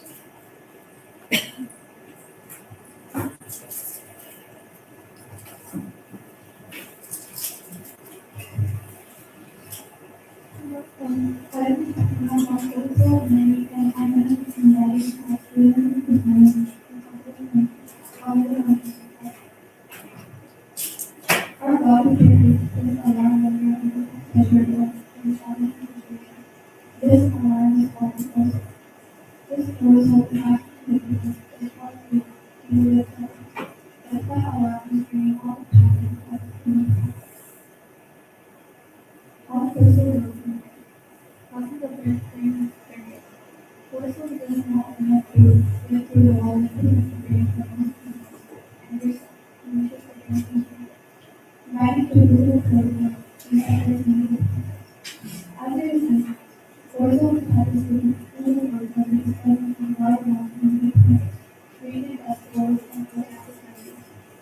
and the cortisol level runs in this brain, there is a activation of the authority and brain. Research shows that this causes a transient experience with therapy, why is it that? Well, the alarm that goes off in our body is the cortisol stays high for so long causes coronary structure.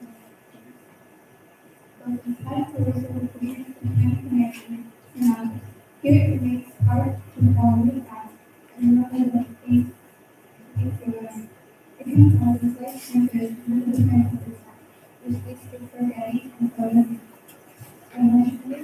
Other parts in the brain prefrontal cortex and amygdala can also be present in major parts of the past, make choices and things. This affects the performance test performance. When cortisol levels are too high, it impairs prefrontal cortex function, reducing work memory and result after overall brain environment.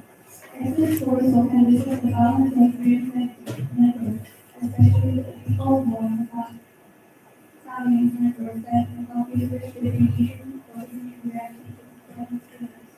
This imbalance can lead to losing, trouble concentrating, and feeling of mental shock. Affecting academic performance. Academic anxiety is a common feeling of students with ability to study or perform. Symptoms include nausea, headache, and disappointment, fear of failure, and themselves to others. According to many other researchers, students think that academic-related things such as content failure and critical thinking avoid professors and the most important thoughts. Overall, stress has a significant impact on health.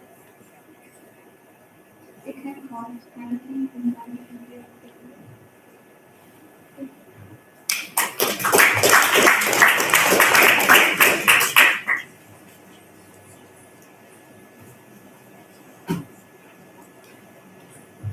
Thank you for your presentation. It was important to know that stress hormones like cortisol can disrupt memory and focus during tasks, but managing anxiety can help the brain perform better under the pressure. Now we'll be moving on to the facilitation of the session.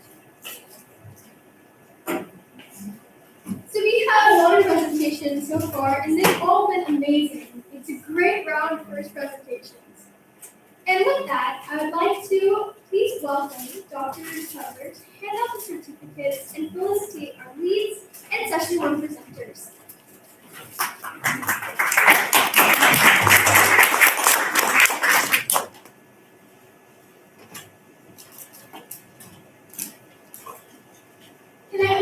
Miss Renica here too?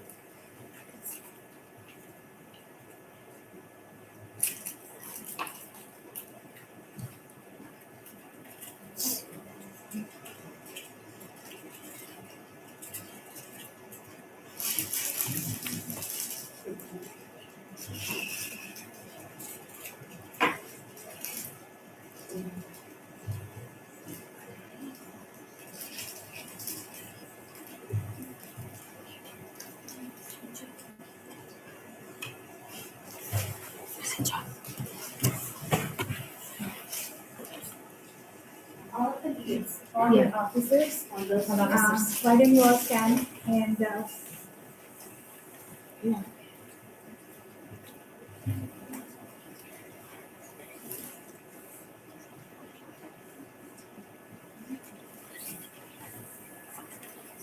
can parents take pictures of the kids?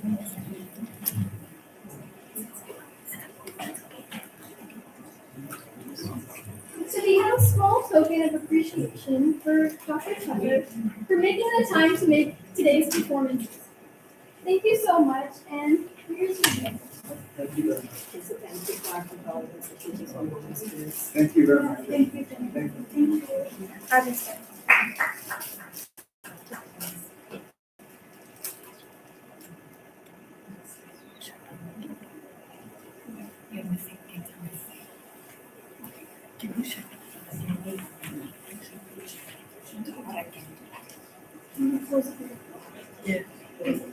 You can just move closer. Yeah, just come closer. You're not able to get everybody in the picture. As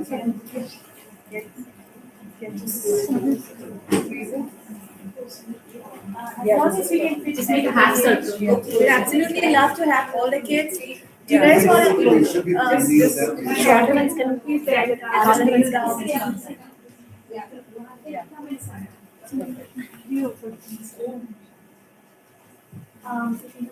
You can come in the front. Take two lines. Make sure you all are captured. Are we missing anybody? All those who participated, all those who participated. Just go back. Yeah, closer. Yeah, perfect. 1, 2, 3.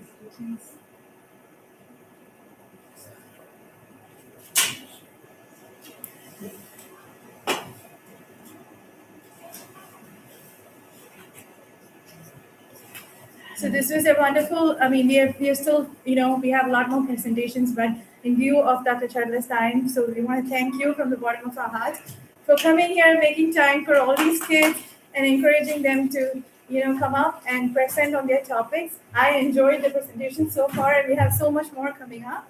So let us have the kids do their homework. Yeah, well, thank you very much. I'll be seeing some of you on campus in a couple of years, so. And if you would be also willing to Sure, sure.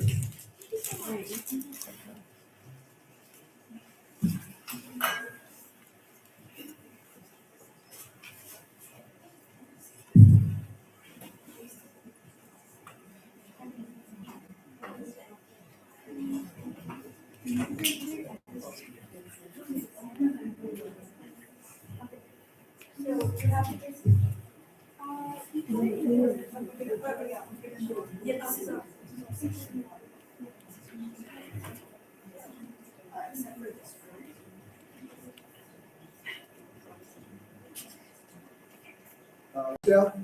ask your parents.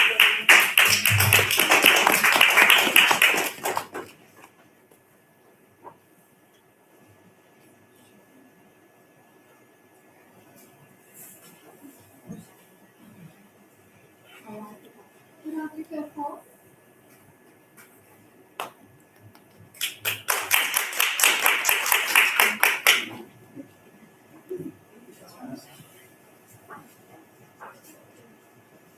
Subash? They won't.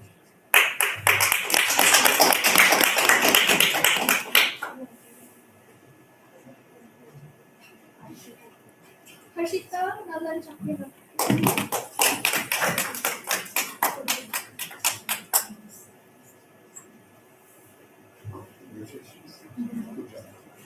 Sharon. Sharon, humanity. Sharon.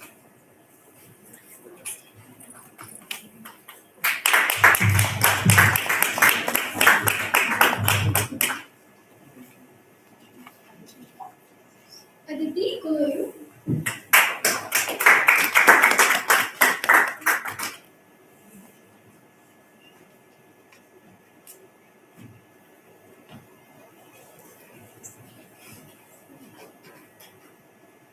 Vivi Shukla.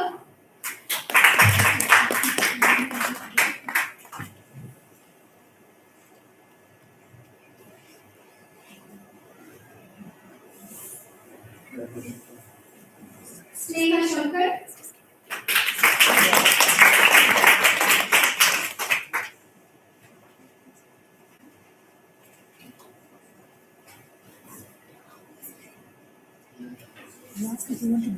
Karinika Thomasati.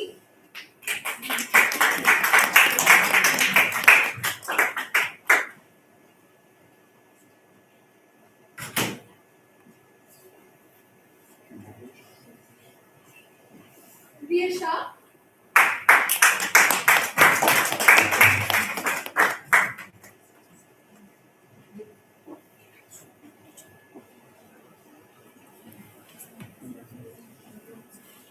Harshita Sinha.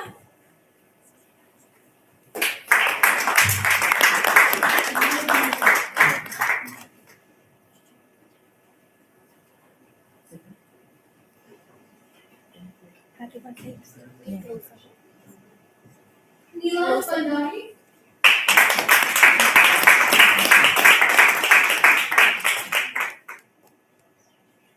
Individual groups of vertical.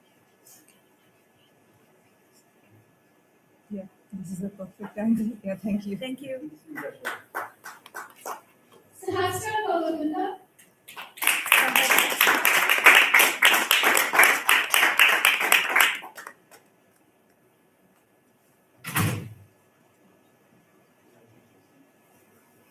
Meera Shankar.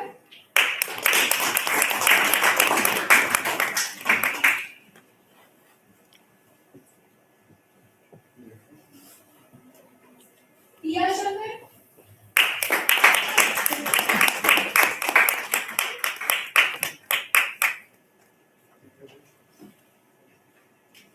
Anish Narayan.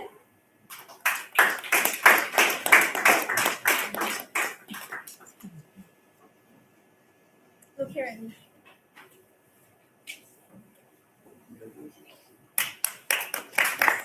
Aura Thor.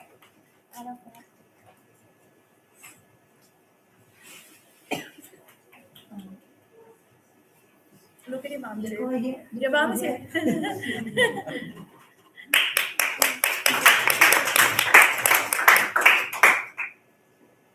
Vidya.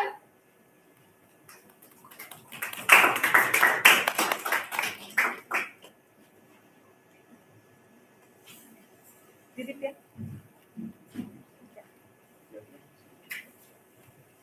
Arthur, agree?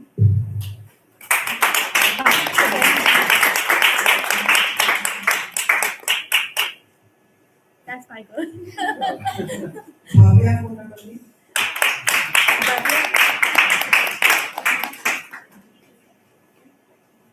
Look.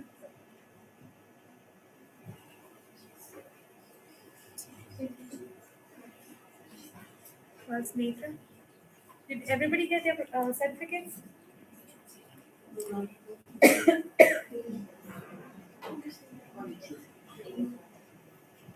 Meghna Sanjay. Called out in your ear.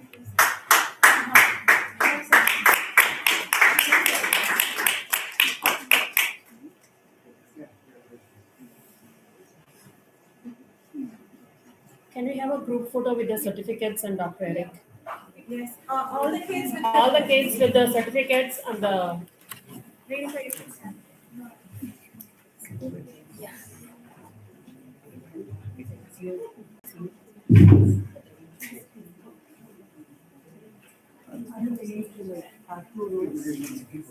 Yeah, 2 rows. Again, 2 rows, That would be great. all of you display your certificates, but while Yeah. big smile, you both have. Do you wanna come and kneel down, please? Come here, to the front,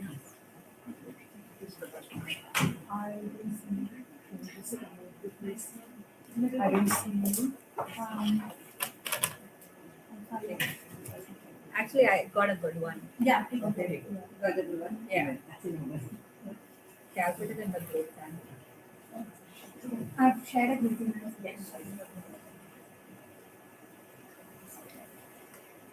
Thank you. Congratulations.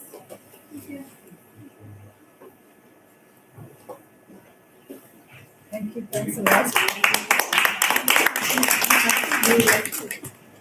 The kids would like to have your feedback on the presentation. Okay, here is a feedback from Dr. Eric. And thank you for giving me the time to comment. I thought those presentations were excellent. Some of the points made were fantastic. I especially like the one about sleep. Who's the presenter on sleep? The one on sleep, absolutely correct. And when you think about studying, the worst thing you can do, and what he mentioned, the worst thing you can do is an all-nighter. That's the worst thing you can do. Rather, what he said is study, and then sleep. Because what sleep does is sleep helps you get that information that you did get into long-term memory. So that was an excellent presentation. The other one that I found particularly interesting was the one on music. The one on music. And that's interesting. Some of you may have heard of something called the Mozart effect. Have you heard of the Mozart effect? The Mozart effect is something that was published in a very reputable journal about 20 or 30 years ago, saying that if you listen to music, it will increase your intelligence. And this spawned a number of products. In fact, the governor of Georgia bought 100,000 CDs of classical music for new mothers to play for their babies in hopes that it would raise the intelligence of the community. Completely bogus, not a complete myth. Listening to music does not. But as what was mentioned, playing music, learning music, that does seem to have a beneficial effect. So it's not just listening to music that will increase your intelligence, but rather playing a musical instrument. When I was a kid, I played violin and the cello, and then my teacher made me mad and I stopped. But I also, and I still play the piano. And so playing a musical instrument, very, very important. Listening to music is fun, but it won't raise your intelligence. The other presentation on bullying and on stress, also very impactful. So if there's any strategies that you can all use to reduce stress, I think those will all be very, very beneficial. But overall, all the presentations were very, very interesting, and it's really heartening to me to see young people become interested in neuroscience. And as I just mentioned briefly, hopefully I'll still be around that maybe you'll come to the University of Washington, not that I'm trying to push the University of Washington, lots of good institutions, but perhaps I'll see you on campus in a few years when you graduate, and maybe we'll come to the University of Washington. So again, thank you all very much for inviting me.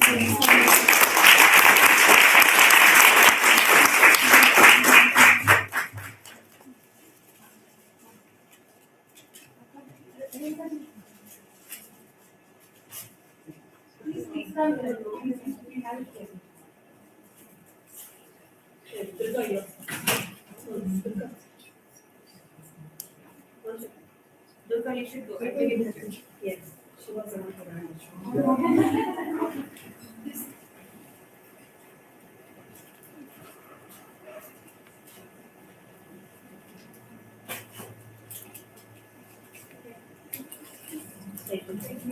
And just one last thing. Thank you for all the organizers, especially for Argo, who was very responsive to all my emails and all my questions. Thank you.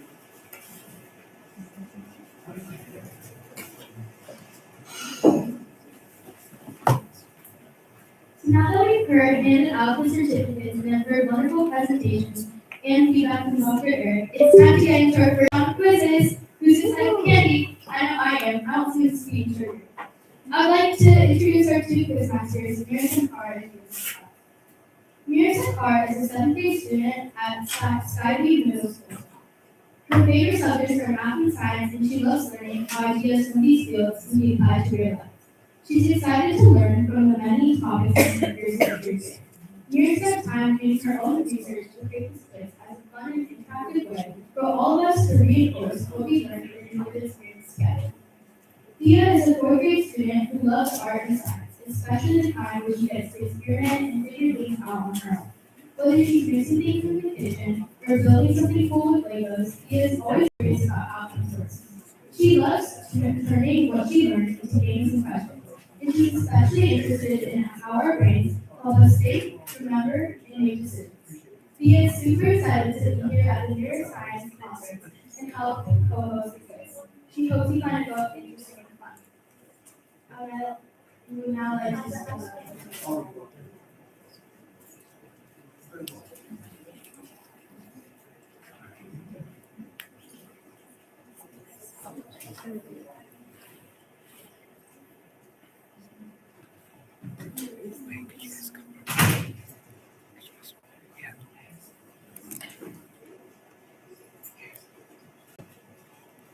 This is in the Leeds link.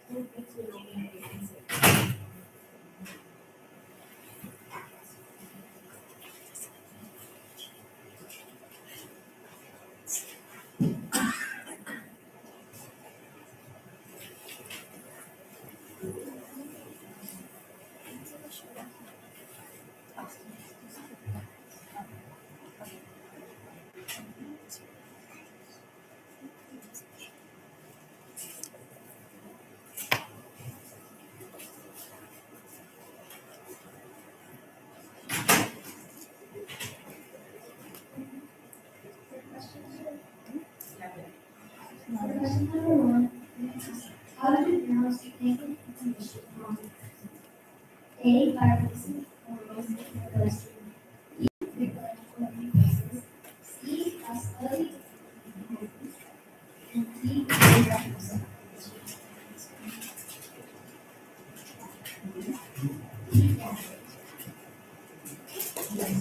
You got it right. You need to go, you need to stand there and throw. Stand there and throw. Yeah. What is the Media, left. What is the main effect of mandolin on neurosis? A, increases speed, B, strengthens forces, C, increases the brain areas, or D, increases neurotoxin.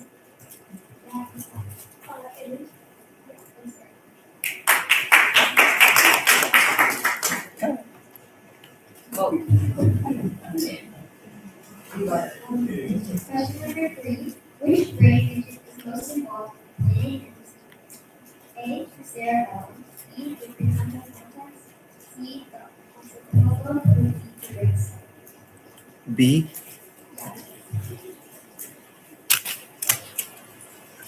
For question four, which lobe of the brain is primarily responsible for visual processing? A, temporal, B, parietal, C, occipital, or C,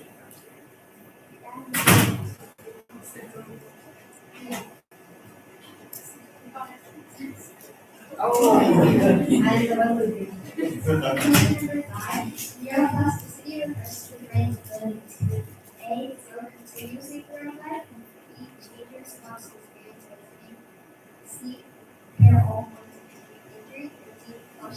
and is. B.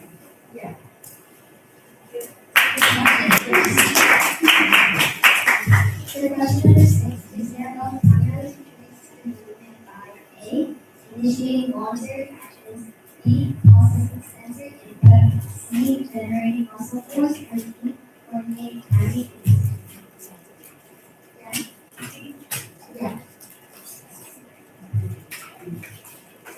For question number 7, which brain structure plays a key role in emotional neuroscience? A, thalamus, B, hippocampus, C, amygdala, D,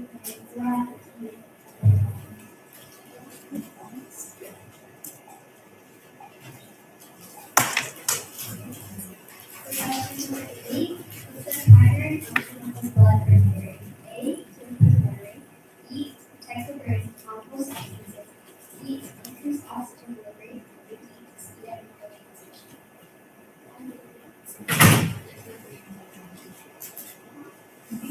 Yeah, that's correct. For question number 9, action potentials are described as all or none because they A, are only when a threshold is reached, B, gradually fade over distance, C, vary in size depending on stimulus, or D, depending on the Yeah. C? No, it's A.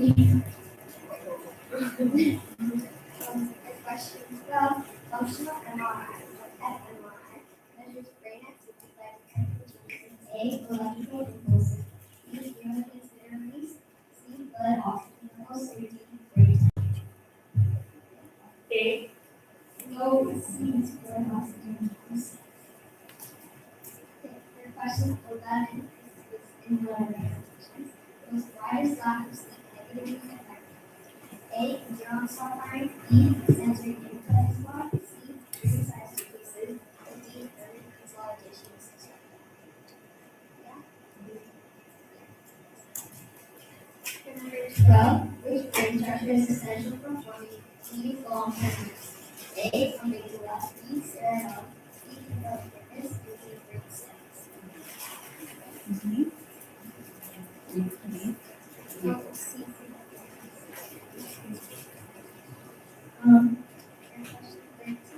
learning primarily refers to the brain through A, creation of new brain, B, changes in stress of neural pathways, C, replacement of neurons, or D,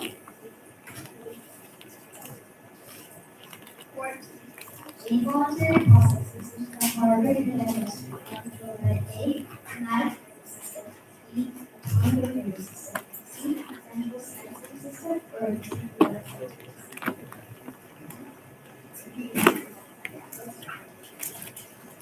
This chronic stress can impair cognition primarily because A, disrupts cognitive involvement, B, increases neural growth, C, improves neural activity, or D, blocks neural growth. Yeah, B. C, that is not correct.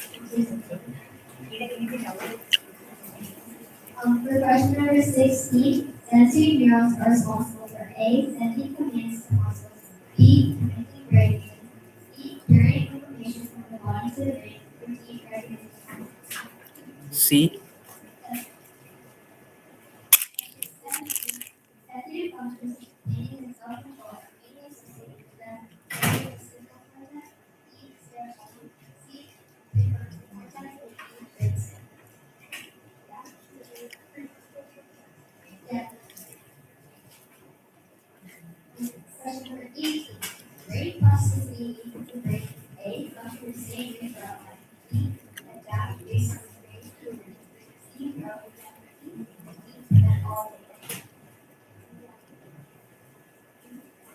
D. Question 19. Stronger memories are more likely to find information A, repeating and much more meaningful, D, learn quickly, or C, unrelated to current knowledge, or D, presented without context. A. Yeah. For our last question, the brain uses a large amount of energy being A, so rapid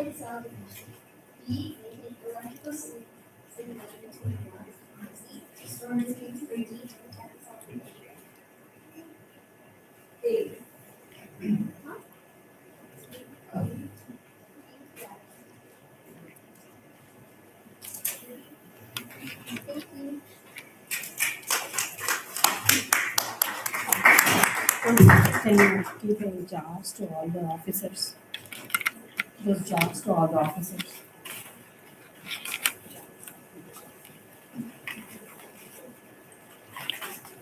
All the 4 officers, 3 quizmasters, and both of them.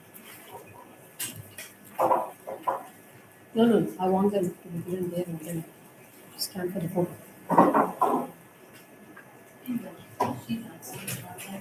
Yeah, Arthur. Can you ask Arthur to come inside?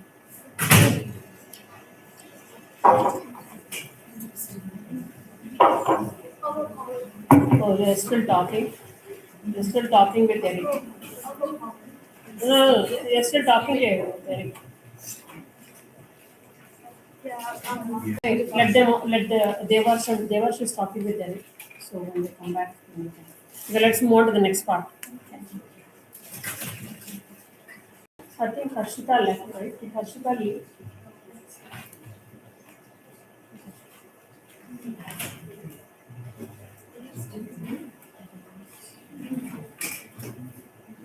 Okay, go on to the next one. Thank you, Mira and Dia, for that entertaining quiz. A round of applause for our quiz masters. Now let's get into session 2 and presentations about mental health and well-being. Our first presentation for this category will be well-being coachability, advising students at Montana High School in the Cambridge program with a strong interest in neurosurgery. She serves as the vice president of the Glide Technology Club and founded the Coding for Medicine Club to connect technology with healthcare. She's an active member in COSA, GSA, and NHS. Her work for the Seattle Neuroscience Initiative has strengthened her passion for data science. Columbia volunteers at a major facility supporting dementia and Alzheimer's patients, making sandwiches and meals for homeless people, planting trees, and is also a junior coach scholar at Swedish Hospital. Her AI and machine learning projects on stroke prediction, seizure detection, and recognition of the Washington State Science Curriculum and the Seattle Neuro Education Initiative. Columbia promotes fitness education and community wellness. She enjoys coding to stay active and pursue opportunities that provide technology, medicine, and service.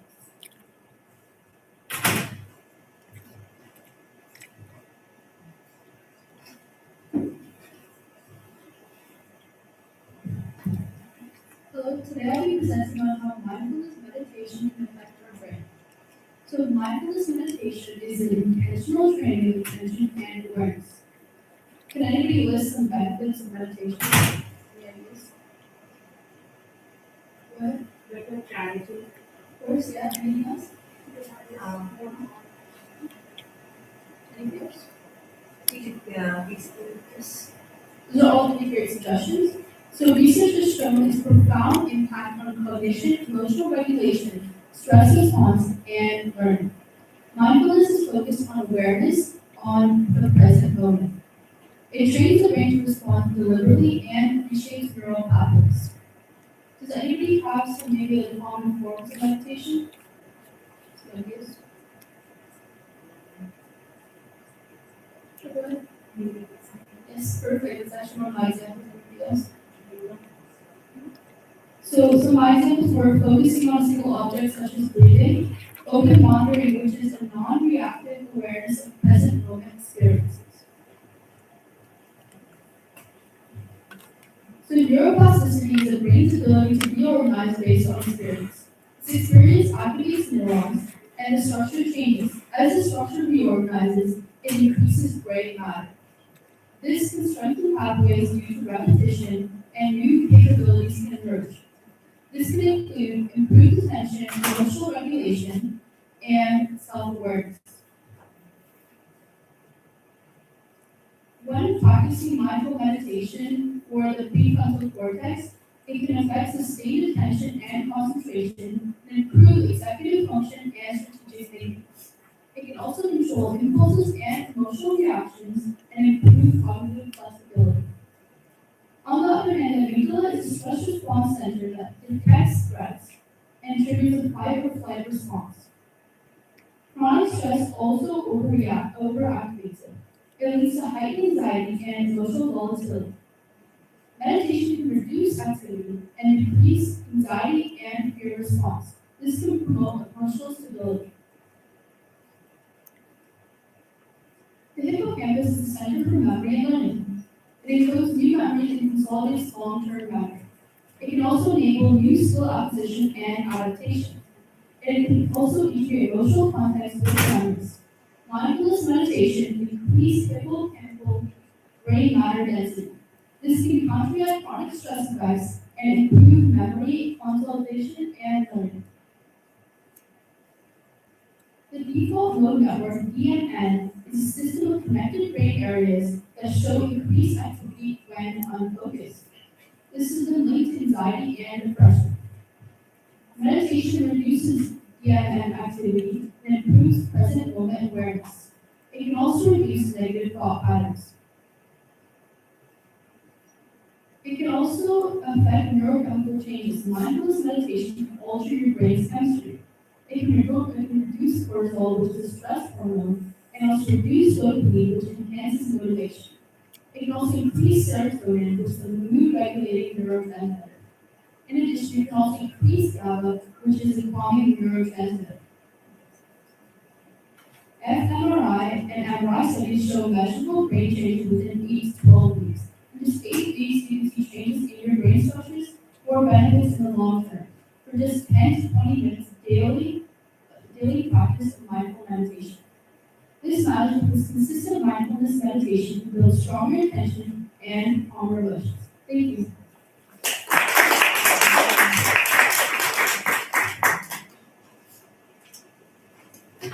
Thank you, Audrey, for your presentation. We will next be moving on to Jay Marshall's presentation on the topic anxiety, your brain's alarm system gone off, understanding the fear response in anxiety disorders.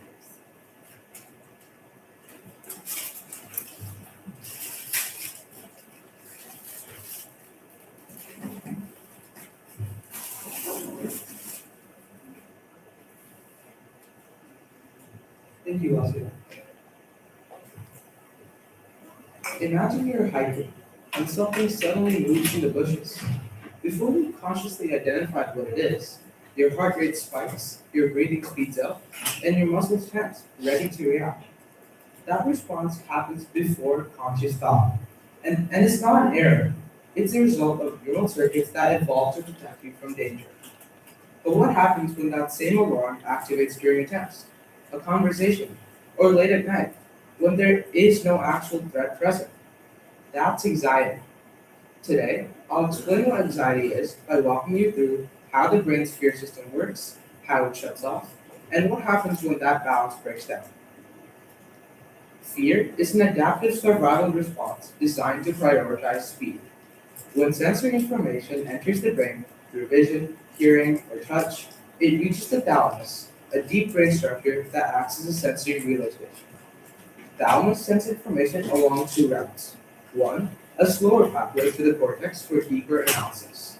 And two, a faster pathway, often called the low road, directly to the amygdala. This shortcut prioritizes speed over accuracy, allowing you to react before you fully process what's happening.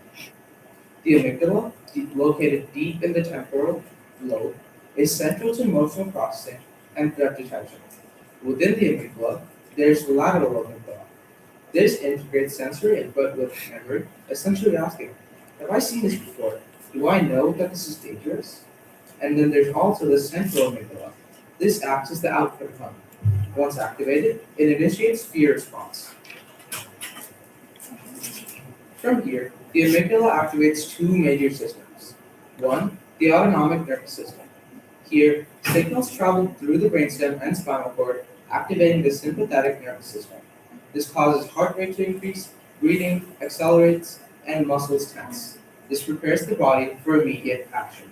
Second, the HPA axis, or the hypothalamic pituitary adrenal axis. Here, the amygdala signals the hypothalamus, which signals the adrenal, which activates the pituitary gland. The pituitary releases a hormone known as ACTH, which stimulates the adrenal glands to release cortisol and adrenaline. These hormones increase glucose availability, sharpen attention, and suppress non-essential functions such as digestion and immune activity. This entire cascade happens in under 1 second. In a healthy brain, this system activates quickly and then shuts off when safety is detected. The shut-off mechanism is just as important as the alarm itself. Fear is only useful when it's temporary. Once the brain determines that a situation is safe, the prefrontal cortex becomes critical. The PFC, located at the front of the brain, supports reasoning, planning, and behavioral control. A specific subregion known as the ventromedial prefrontal cortex, or VMPFC, plays a key role in regulating fear. It evaluates context and safety, compares current information with past outcomes, and sends inhibitory signals back to the amygdala. This process is known as fear extinction learning. Importantly, extinction does not erase fear memories. Instead, the brain forms a new safety memory that competes with the original fear memory. At the cellular level, the VMPFC suppresses the amygdala by activating inhibitory interneurons that release a neurotransmitter known as GABA, the brain's main inhibitory neurotransmitter.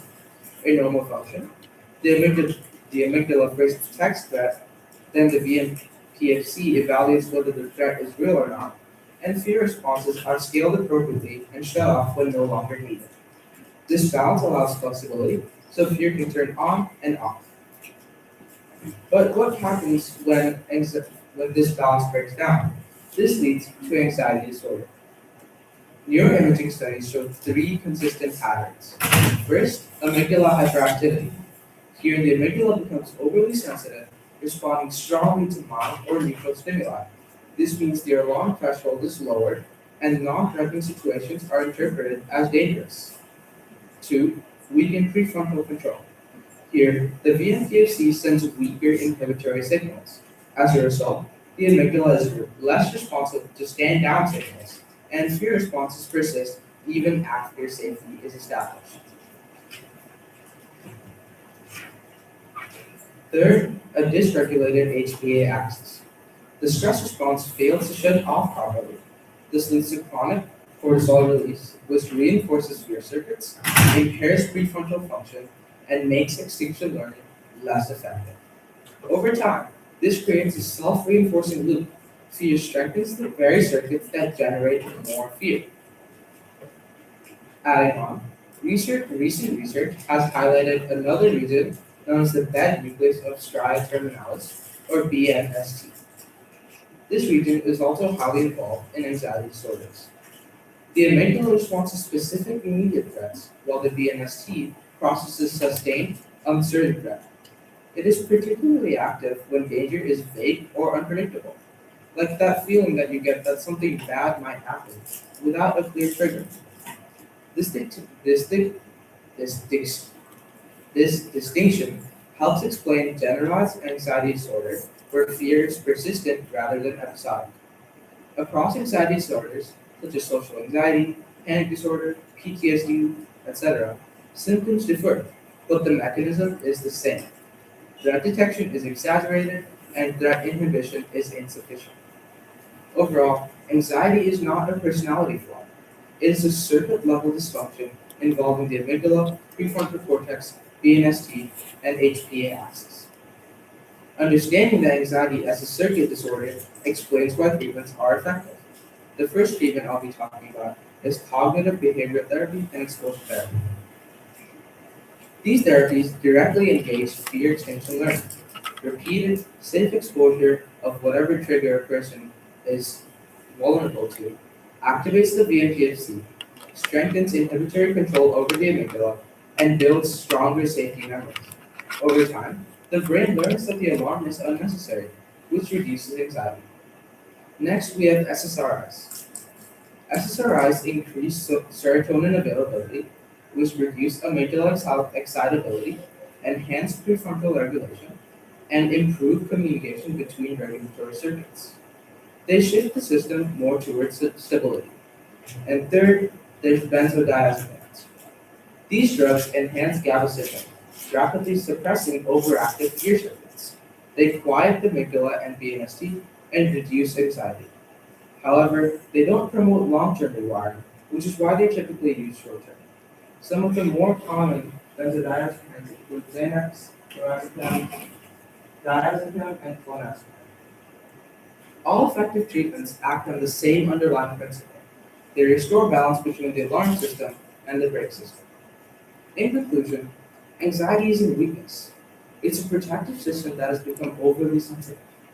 By understanding how fear circuits normally function and how the amygdala, prefrontal cortex, BNST, and HPA axis interact, we can reduce stigma, and improve treatment.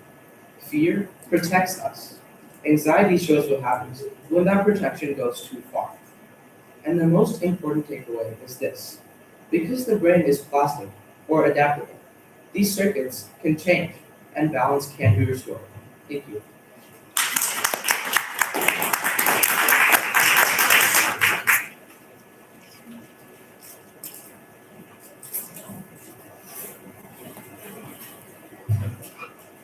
Before few kids are leaving, just wanted to recognize all the student leads and the quiz masters and the ADs, people, clinicians, come to the and a big shout out to Durga, Adra's mom, who went above and beyond to make many things happen behind the scenes, and she deserves kudos. Maybe She just left. She just left. oh, okay, so representing her is her husband? Yes. Can you sign? Can you? So this is for Durga.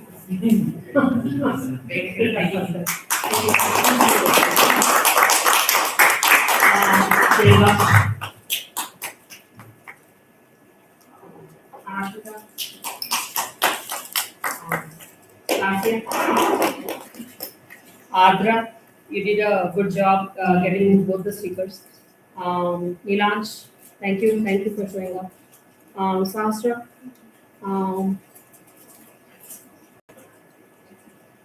Aditi, Aditi, the three Shankars, Dia, Mira. oh, Meera, okay. Meera, Dia. Dia, and where's what's it? What's her name? Sneha, okay, yeah. Sneha. Okay. I have like a comments, what was it like in your home last 2 weeks? Very pandemic. Yeah, Of course, Yeah. it's one way of putting it. yeah. I think both Raga and overall people involved in so many different activities. And they're really the lot interesting flow. Yes, thank you, Arvind. Thank you for hosting us at your place and hustle. It was really good. And the video also came out really good. Devash, what was the best part? For me, it was just seeing how involved everyone is, especially basically all of their communication with feedbacks and all that. We had a couple of in-person meetings, but it was really cool to see how much everyone was committed to this. And like they were online basically all the time, and that was really inspiring.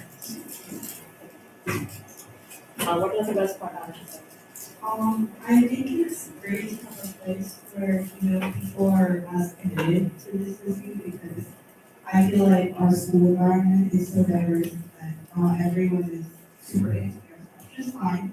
But it's really nice to kind of have a community where you can share these interests. And I think for me, what it is motivating is like seeing other people who are really passionate about this. And you say, okay, I can want to be like that too. It's a great way to get motivation. Okay, awesome. Last year, what was the best part? I really like listening to all the presentations because I felt like I got to learn something new from each presentation. And also like the rehearsal when we did the apple cider, like the cinema. I felt like we made like really good memories of that video. Yeah. So whose presentation was the best for you? I like the whole. You like Artha. Yeah, another part. What is the best part? Okay. The best part for me was again, yeah, seeing the presentations. Like, there's a lot of things in neuroscience which I hadn't really considered before, And it's good to see that people are actually like taking the time to research that and actually present it. It's nerve-wracking the first few times, and I appreciate everyone who's done that. Like Arjun and Nadia said, just seeing all the presentations in the poster too. Just when I was looking around, there were all these posters like super deep and there was lots of like really cool, insightful things. And listening to all the presentations, like Arjun said, there were a lot of things that like I didn't even know, like that the brain actually did that, how that was actually so important. And so I learned a lot so far. Right, so for me, I think probably the best thing was listening to Dr. Cutler talk about what he does and the path that he had to neuroscience, and it was just really interesting. Another thing I found interesting was like the presentations about sleep, because that's something I had really considered. Like I heard, okay, you need 8 hours of sleep, but like, do you really need that, or is that just like? Awesome.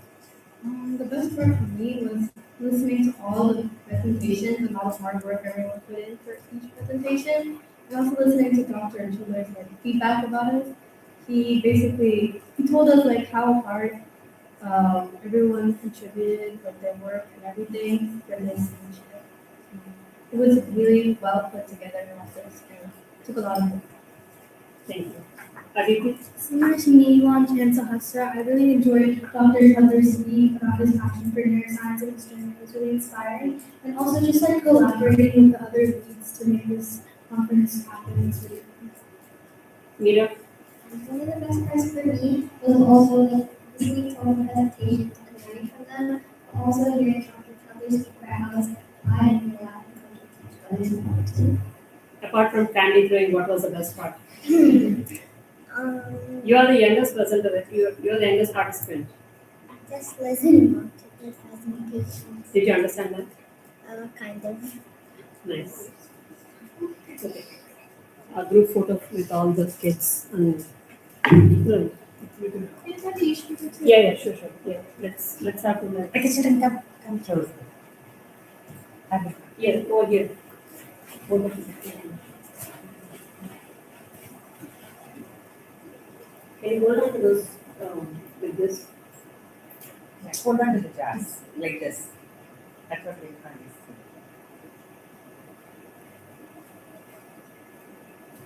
And big thank you to Revakanti. She is the one who started all of these, right? It was her brain power. So in the neuroscience initiative, we should actually thank her brain.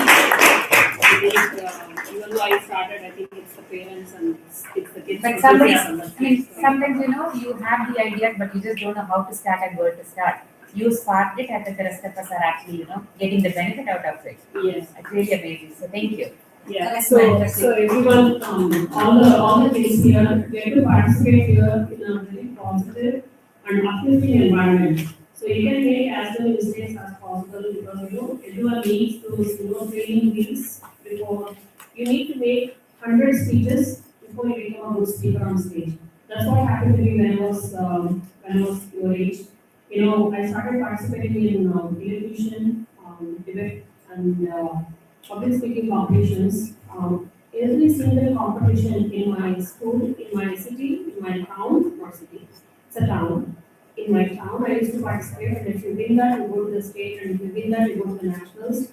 And I just kept participating. See, I had many setbacks, but public speaking skill was one skill that helped me throughout my life. Face interviews and talk, make new friends, and it was a very small town. Participating in all these competitions helped me. And coming from India and like switching over to the United States, my professors, I was the first international student in my university. And my professors were amazed, oh, you speak so good. Your English is so good. I was also in SRIT. So it impressed my professors, and that impression helped them, helped me get the assistantship and get very good at the GRE and the TOEFL exams. So what I try to tell you guys is, you need to grab every single opportunity of public speaking at this age. You need to make 100 speeches before you go to college. And college is all about networking.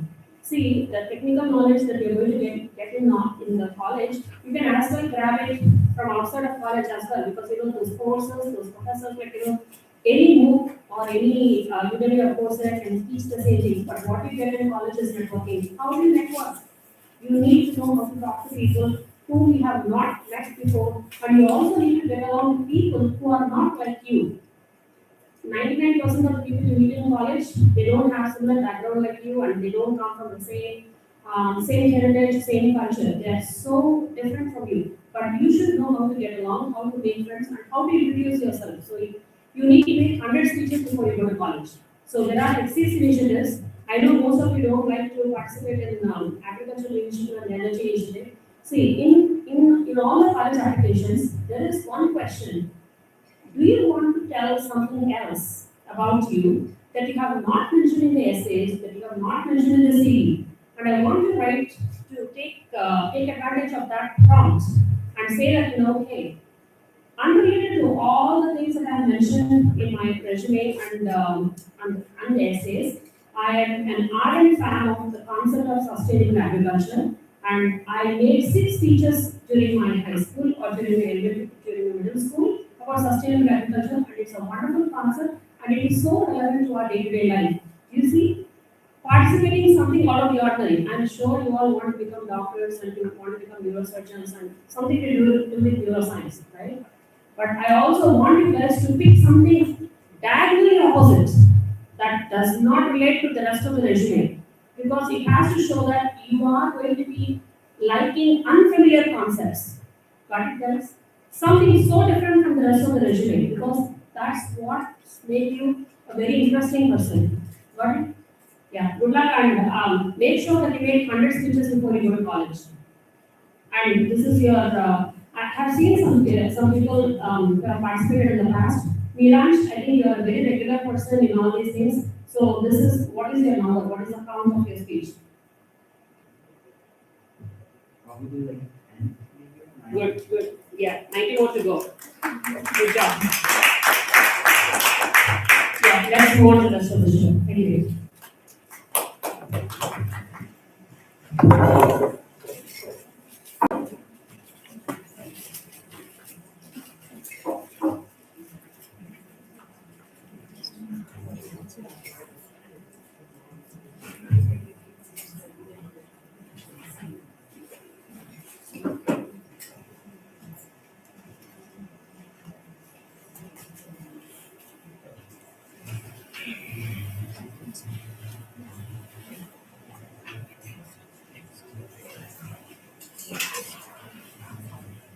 Thank you so much, Remy, for that. Next up is Sahasra Kalpakam, who will be presenting on social media and your dopamine system. Sahasra is a sophomore at Henry and Jackson Rescue with a strong passion for science, service, and the arts. Her interest in the human brain and healthcare led her to join HOSA, where she has grown as a leader and deepened her appreciation for the complexity of the human body. She serves as the director of community outreach for a Neuroscience initiative, where she promotes neurological health awareness and works to make neuroscience accessible to the community. She also serves as the director of outreach for Washington STEM Earth, a nonprofit that brings STEM educational kits, and hands-on workshops to local schools, inspiring young students to explore STEM topics. Outside of academics, the hospital is trained in a classical dance for 8 years, an experience that has taught her discipline, creativity, and confidence. Her dedication earned her first place in dance choreography at the state level in the Reflections competition, and an opportunity to compete at the national level. She has also received recognition in a writing contest and is a gold medal recipient of the Presidential Volunteer Service Award for her commitment to community service. Whether exploring neuroscience, leading outreach initiatives, or performing on stage, Sahasra strives to learn, grow, and make a meaningful impact. In her free time, she enjoys reading, volunteering at the Mill Creek Food Bank, and hiking, activities that keep her inspired, balanced, and connected to her community. With that, I'll hand it over to Sahasra.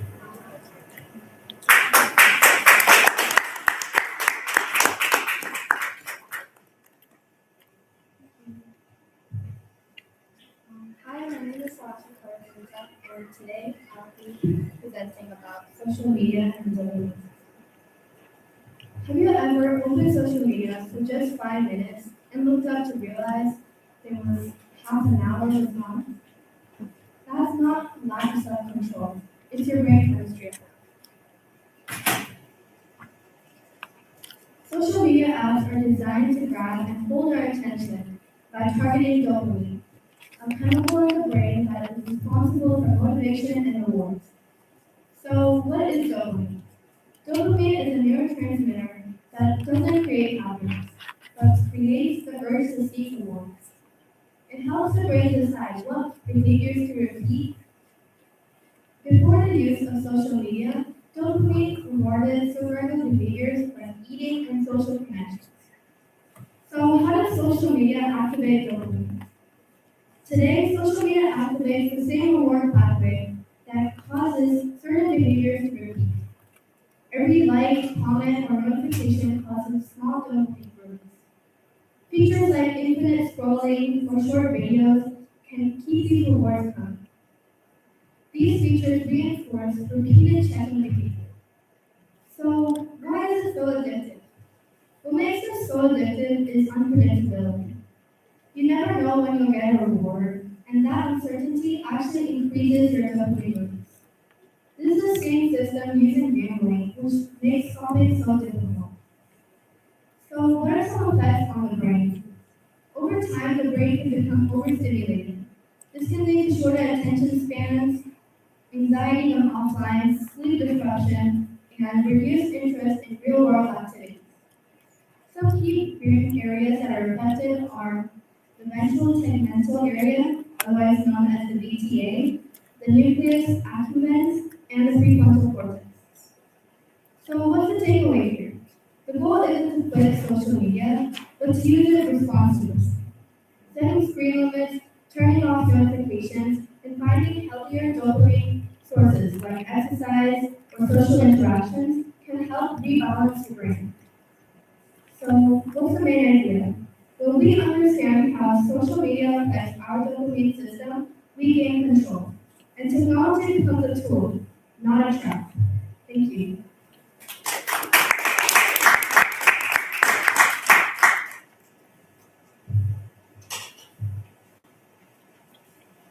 Thank you so much, sir, for your wonderful presentation. We will now be moving on to Anish Narayan's presentation on the topic virtual reality and spatial knowledge, how VR experiences affect brain activity. Anish Narayan is a freshman at England High School. He has 5 years of experience playing with IoT and currently volunteers as an academic tutor for a local nonprofit organization. He has participated in the NEBC national competition, earning second place at the state level twice. And his team secured third place at the national level for his academic posting. As part of his team, Anish has worked on innovative projects, including developing a asthma weapon that sends wireless alerts to an asthma attack and designing a small-scale algae farm intended to provide sustainable food source for communities facing poverty. Anish's passion for biology and medicine started in 6th grade during the human anatomy class when he had an opportunity to dissect a lamb heart. This experience followed by a middle school summer program in which he dissected a lamb's brain, which deepened his fascination into the human body and inspired him to explore future medicine. Now beginning the lecture session.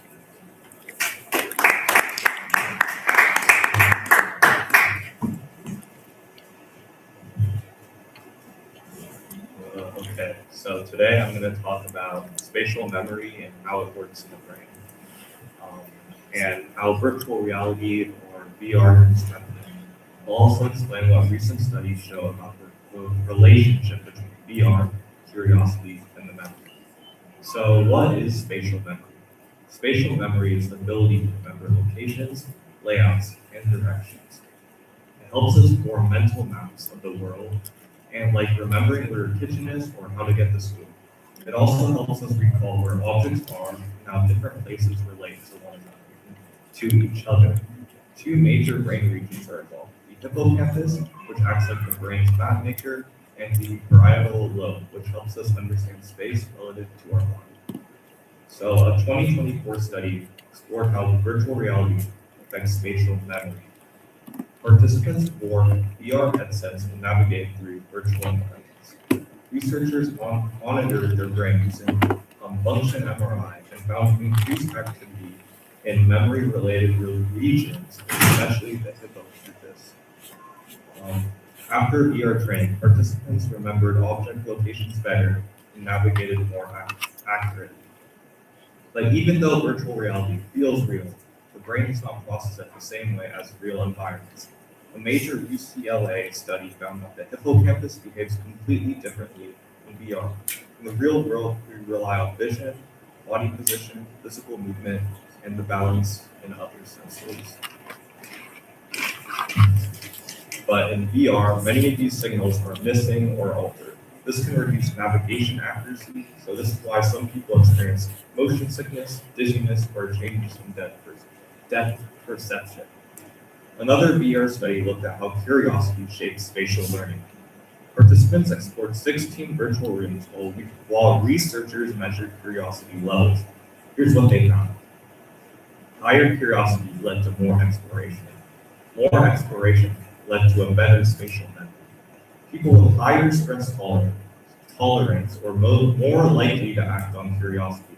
Those with lower stress tolerance explored less, even when curious. The main takeaway was that momentary curiosity drives spatial learning. Virtual reality encourages exploration, and that exploration strengthens spatial memory and mental map formation. VR is a 3D computer-generated world that users experience through a headset. It creates immersive environments that engage the brain deeply. So scientists use virtual reality to study how the brain responds to movement, space, and memory. So in a recent study, half of the participants were playing a custom-made VR game, and the other half were just playing on iPad games. And the goal was to see which groups had more improved long-term spatial memory. So the people who played the custom VR game, in the game, the players were in virtual neighborhoods, and the game gradually increased in difficulty with larger areas involved. And the walking with sensors activated the brain's navigation system. So older adults who played with this VR game for over 12 hours showed improved long-term memory. But the other people who played the regular iPad games did not improve, and sometimes their spatial memory would get worse. So the hippocampus controls spatial awareness, navigation, mental formation, and the memory of locations. And the VR activates the system by flooding the visual system with artificial input and forcing the brain to treat stimulated images as real. This creates a strong sense of presence. Repeated use of the VR strengthens the hippocampus spatial mapping abilities over time. But despite its benefits, VR has drawbacks. Headsets can be really bulky, heavy, and uncomfortable, and they can be expensive. Some users experience nausea, eye strain, or dizziness. So virtual reality increases visual load, which can fatigue the eyes. So to summarize, spatial memory helps us navigate and understand the world, and virtual reality activates the brain's spatial memory system. Curiosity and exploration through virtual reality lead to stronger mental maps. But VR also has limitations and doesn't perfectly match real world processing. Overall, virtual reality is a powerful tool for studying and strengthening spatial memory, offering safe, controlled environments that can challenge the brain in new ways. Thank you.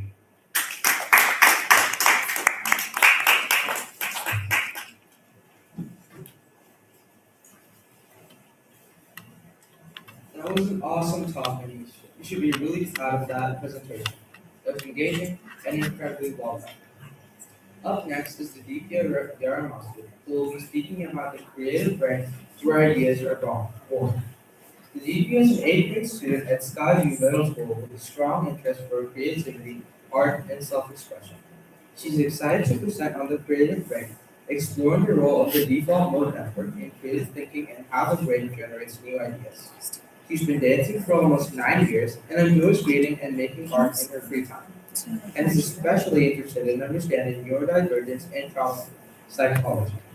In addition to her creative interests, the DPA is a member of the National Junior Honor Society and actively participates in academic competitions, including math and science goals.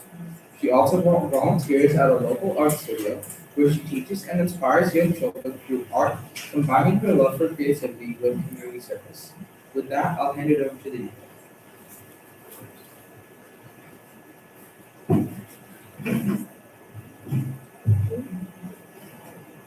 So, yeah, here, I'm going to be talking about the brain's default mode network, the DMN, and where do creative thoughts come from.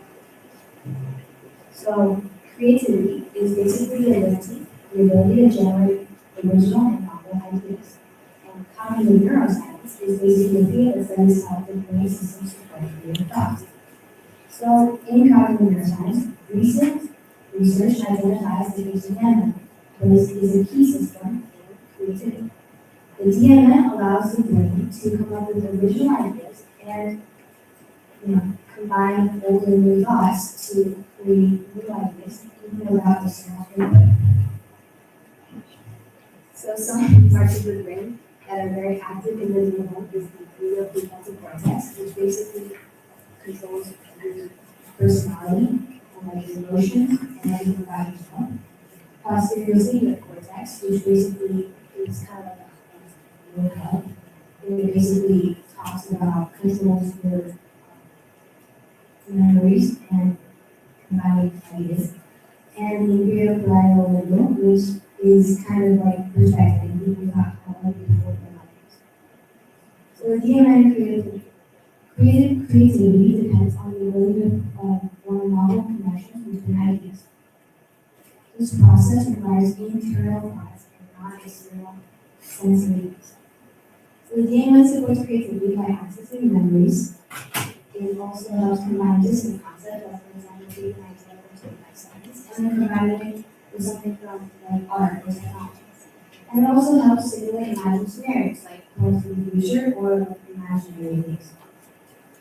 Research shows that the DMN is an active contributor and not a passive actor. So it's always running, not just when we're actively thinking about creative things. A major study published in the Brain Journal is one of the most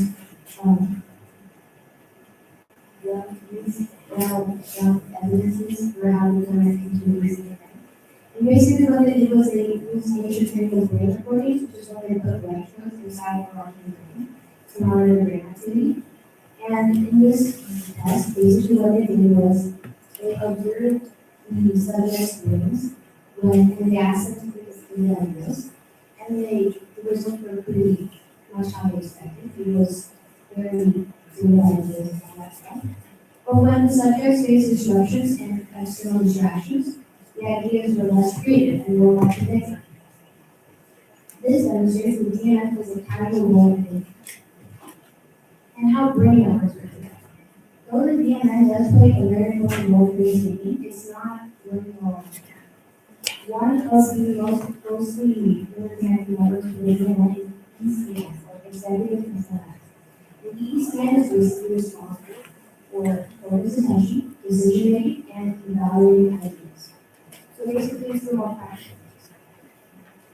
And science has shown that the best results for creative ideas come when the DMN is able to really generate ideas without so much restriction, and then the ECN goes in and refines those ideas and makes sure they're actually practical. Because if the DMN goes not the same, then your ideas are way too far fetched and really impractical. And if the ECN goes slow, then all your ideas are blank and dry. So understanding this has a lot of real world uses. For example, we understand that creativity cannot be forced through constant concentration. Because research suggests that creativity benefits from mental rest, reflection, and reduced external distractions. This is beneficial in environments like schools, workplaces, and a lot of problem-solving environments.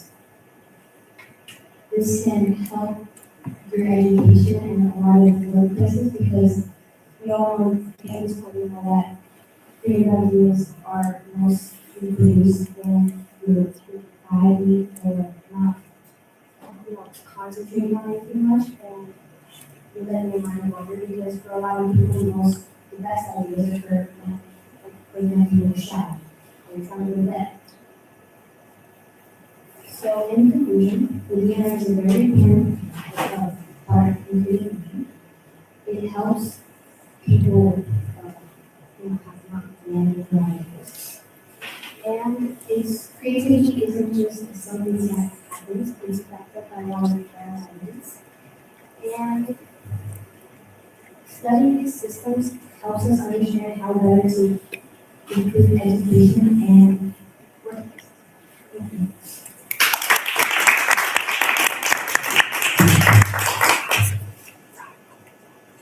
Thank you so much, Nathan, for your presentation. That was a really good presentation. Next, we have Nick Samuel presenting on the topic, why some people are naturally physical. Nick is a freshman at Skyline High School with interests in gynecology, neuroscience, and brain-computer interfaces, particularly in understanding how the human brain functions and interprets information and how these processes can be applied to technology. She shadows a physical therapist outside school as part of their introduction to sports medicine class and actively seeks opportunities to learn more about medical professions. Outside of academics, Negra has participated in the Science Olympiad, advancing to the state level. She teaches ski lessons to younger children and plans to begin tutoring younger students in the winter. She is a member of her school's TULSA team and hopes to qualify for the state leadership conference in her first year of participation.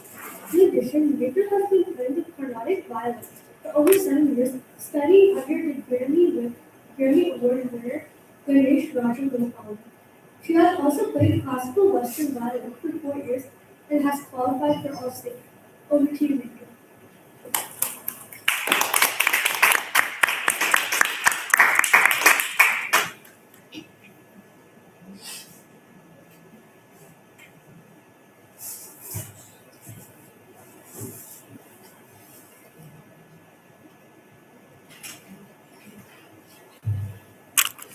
Hi, my name is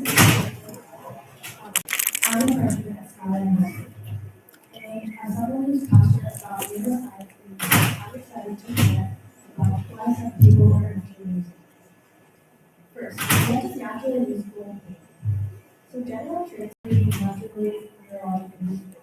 With enhanced pitch detection, they can tell when there's a strong sense of rhythm, good awareness of melodies, strong emotional response to music, and their brain processes sound, rhythm, pitch, and movement faster and more accurately. Musical skills develop earlier in lessons and practice leads to that. This does not mean that they are vulnerable to early music theory or they do not need practice. Early childhood musical development. When infants show musical abilities before they learn language, it suggests that being musical is a natural neurological trait. Infants can recognize rhythm, pitch, and repeat sound patterns within the first few months of life. Studies show that babies notice when melody or rhythm changes even though they don't understand the rhythm. This happens because the infant brain is very good at detecting patterns, which is the foundation of music. Auditory parts of the brain develop before language. Babies use the right side of their brain to process melody and sound. Language is developed later because we have to develop meaning and grammar. Some neurological components involved in the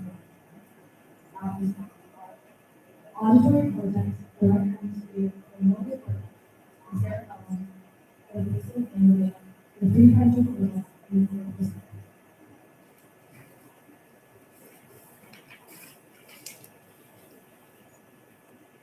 First, about auditory. The main advantage of auditory cortex is that their brain suffers and analyzes sound more, even without hearing. Auditory cortex is located in the temporal lobe. It processes pitch, timbre, which is instrument tone, like how high it comes different from trumpet, and volume. It helps the brain recognize patterns in sound.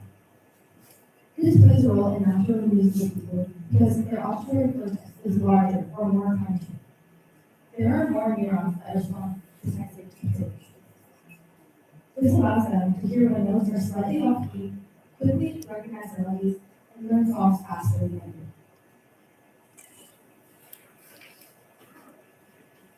Next is the right hemisphere.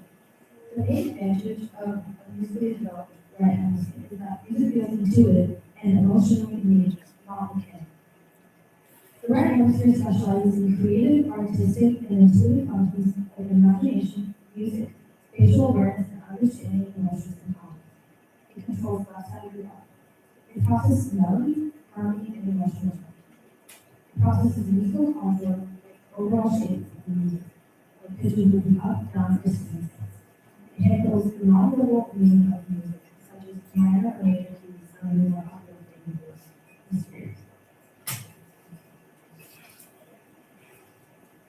This plays a role in mentality because the right hemisphere is stimulated when you are listening or speaking. There are stronger emotional responses to sound and they feel emotionally. They interpret emotions naturally when playing, singing, or listening. They understand music better than you must words with music. Next is the motor work. The main advantage of having a musically developed motor cortex is that one's brain naturally makes sounds to move, making performance easier. The motor cortex controls voluntary movement and helps plan and execute tasks. This plays a role in musically advanced people because music automatically activates the motor cortex, even when just listening. Musical people have better fine motor control. This allows them to play instruments more easily, sing accurately, and keep a steady rhythm. Next is the cerebellum.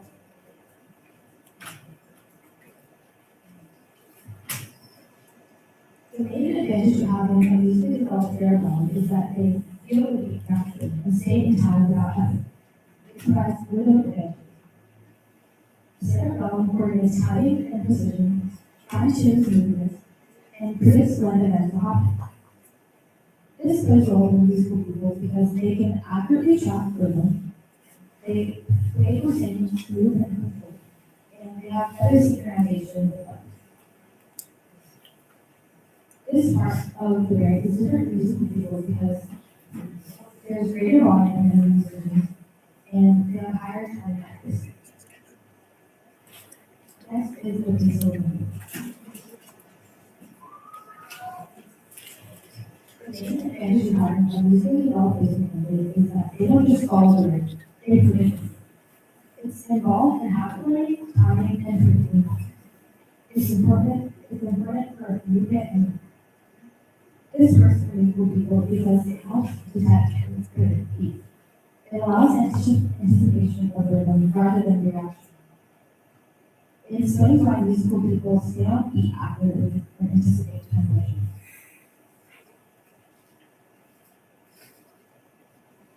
Next is the corpus callosum. The main advantage is that they can combine motion, technique, timing, and memory at the same time. It connects the left and right hemispheres of the brain and allows for fast information sharing. This works for musical people because the corpus callosum is usually larger or more efficient in musical people. It allows them to for more technical processing in the left brain and more emotional and logic processing in the right. Both of them happen simultaneously. This part of the brain is different in musical people because the corpus callosum is bigger and denser, especially in early training. It is faster communication between the hemispheres as it connects the hemispheres, and there is better left and right hemisphere coordination. Next is the prefrontal cortex. The main advantage is that they can create, adapt, and express music freely, not just copy it. It controls attention, working memory, creativity, and improvisation, and emotion. It works in musical people as it enhances musical imagination, composition, improvisation, and has strong connection to emotional experience. This area of the brain is different from musical people because it is more efficient, has more efficient activation during musical time, better executive control over creativity, and stronger focus during performance. Overall brain traits of musical people is a half or brain matter in musical region. Brain matter is brain tissue that is packed with neurons all around. It's responsible for processing information, memory, emotions.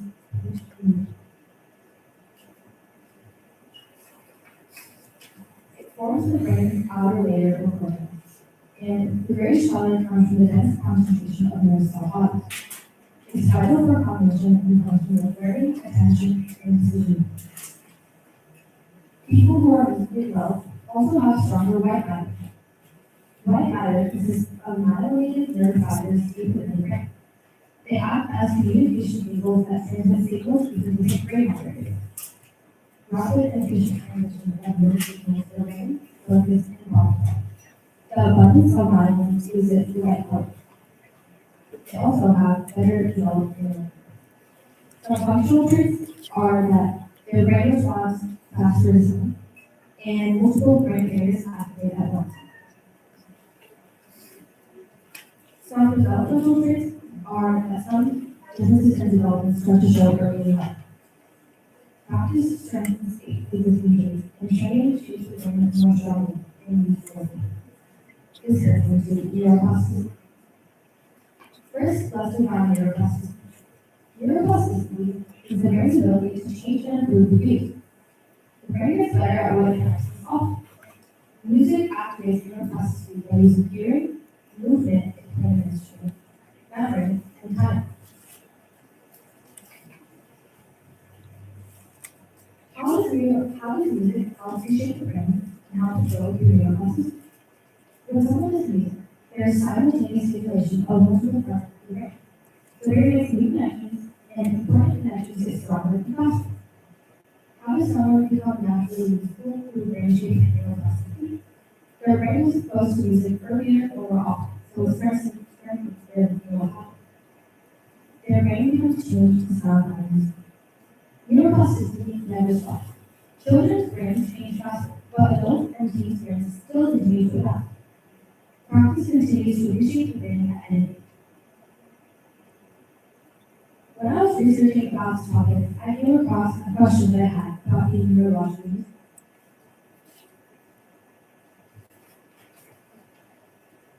Is being naturally musical black and white? Could someone be somewhat individual, possessing some advantages but not all? A person might have great rhythm but average pitch, hear pitch difference well, struggle with timing, learn instruments quickly but not improvise, feel music strongly but struggle to reproduce it. So the answer is no. It's not just black and white. You can be somewhere in the middle and just possess some advantages but not be fully neurologically. Each of these comes from different brain systems, not one on and off switch. Music uses many different areas such as hearing areas for pitch, timing areas for rhythm, movement areas for tone, and connection areas for the left and right brain communication. These areas can be strongly developed, moderately developed, or average, and they don't all have to develop the same way in language. Thank you.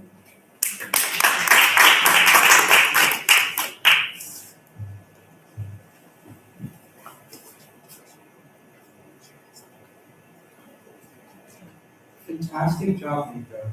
The way you presented your work, everyone engaged the entire time, and that was a ton of knowledge about the brain and music.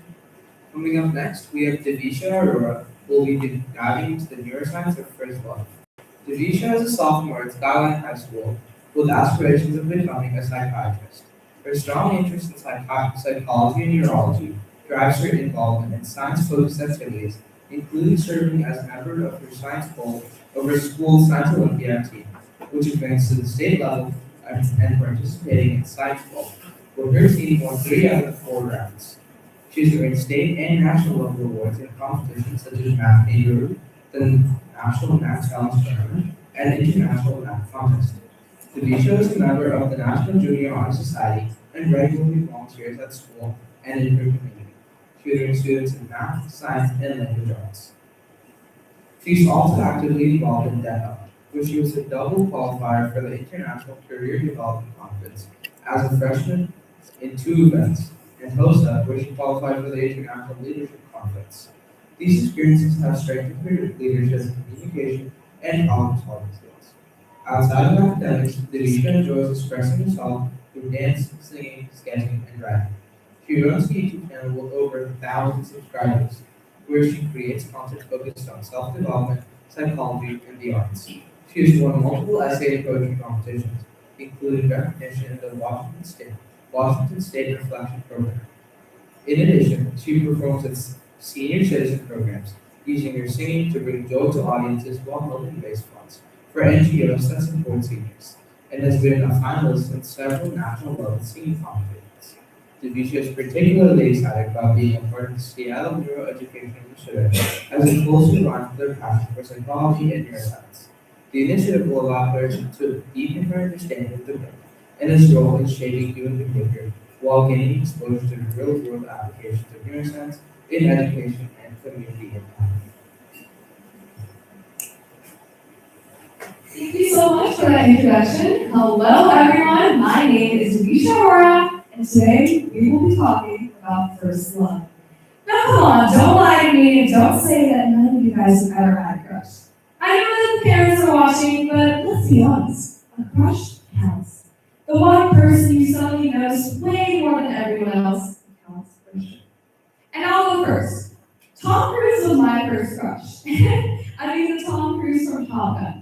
Not the current Mission Impossible one, but you know what? Actually, yeah, I also do like the Mission Impossible one. And since we're already talking about this, right here is my current crush, Steve Harrington from Stranger Things. Woohoo! And parents, let's be real for a second. Most of your kids' crushes match yours more than you.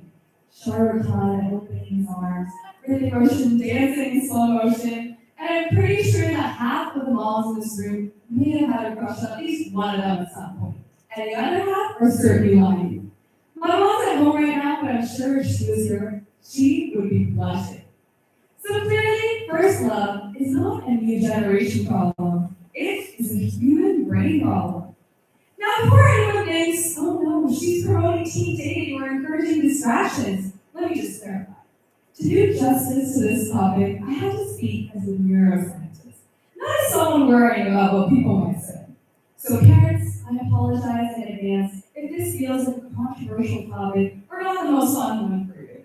But stick with me, and I promise it's just science. So here's the key idea. First love is often dismissed as dramatic, immature, or a waste of time. But neuroscience actually says that that assumption is incomplete. During adolescence, the brain is still under construction. The emotional and reward centers of the brain mature earlier, while the prefrontal cortex, the part responsible for logic, impulse control, and decision-making, develops much later. Like, very later, mid-20s later. So what happens then? Emotion comes first, and the logic comes after that, way after that. And this explains so much. Think about movies where people leave their jobs, their families, their city, just to chase someone that they love. It sounds incredibly romantic. And Bollywood is full of it. Hollywood too. Someone runs through the airport, someone shows up the last second, and they miss their train, they miss their flight, and they pay thousands of dollars for. Does it sound logical? Not at all. But emotionally, it feels right in the moment. Neuroscience actually explains this perfectly. When you like someone, dopamine spikes. Dopamine is the brain's reward chemical.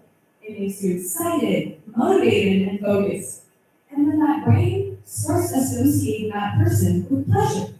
Attention narrows, and suddenly they're all that you need.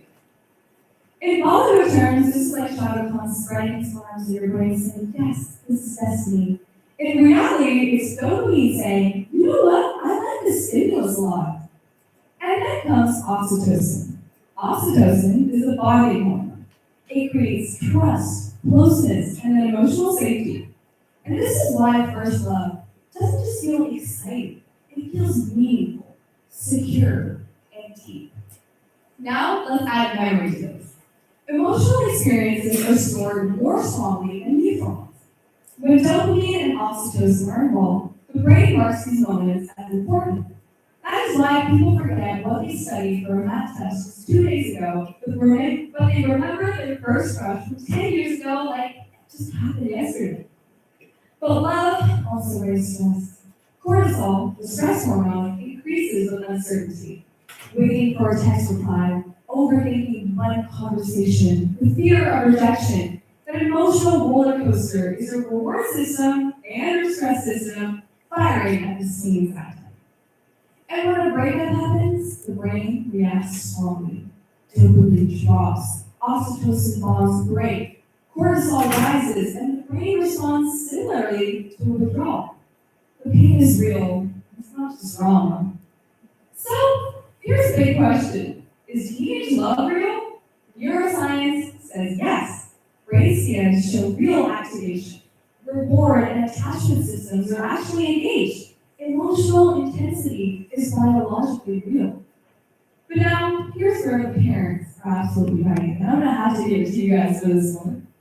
Parents often say that middle school and high school crushes are immature or a waste of time. And you know what? They're actually saying that from experience. Not because emotions are fake, but like I said before, the logic that comes for those emotions actually happens a long time after that. And the logic and emotional regulation in a teen's brain are still developing. And age affects regulation, not reality. So here's the bridge. Instead of dismissing your child's emotions by saying, oh, this is silly, this doesn't matter, neuroscience is the better tool. You can say that what you're feeling is real, but your brain is still learning how to balance emotions with logic. That conversation builds understanding instead of conflict. And I promise you, kids, especially teens, will listen more when they feel understood instead of dismissed. So first love is not just a simple feeling. It's a whole neurological experience. Brain chemistry explains its intensity. Adolescent development amplifies emotion. Neuroscience helps explain human connection. And due to this, first love matters. Not because it always lasts forever, but because it teaches the brain how to love, connect, and recover. Thank you so much.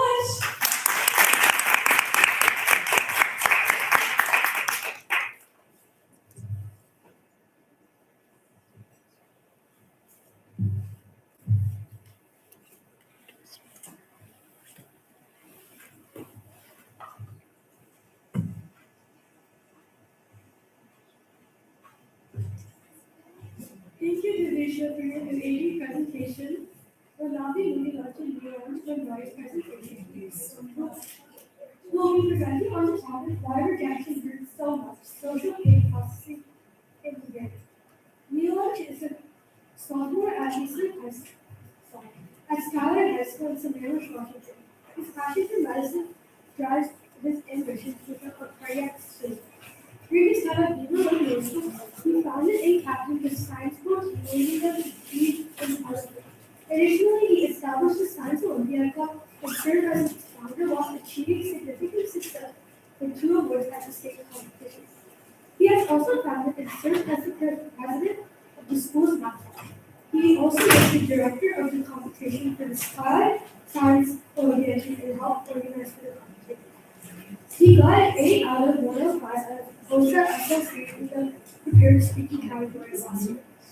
Now I'll be giving the mic to him.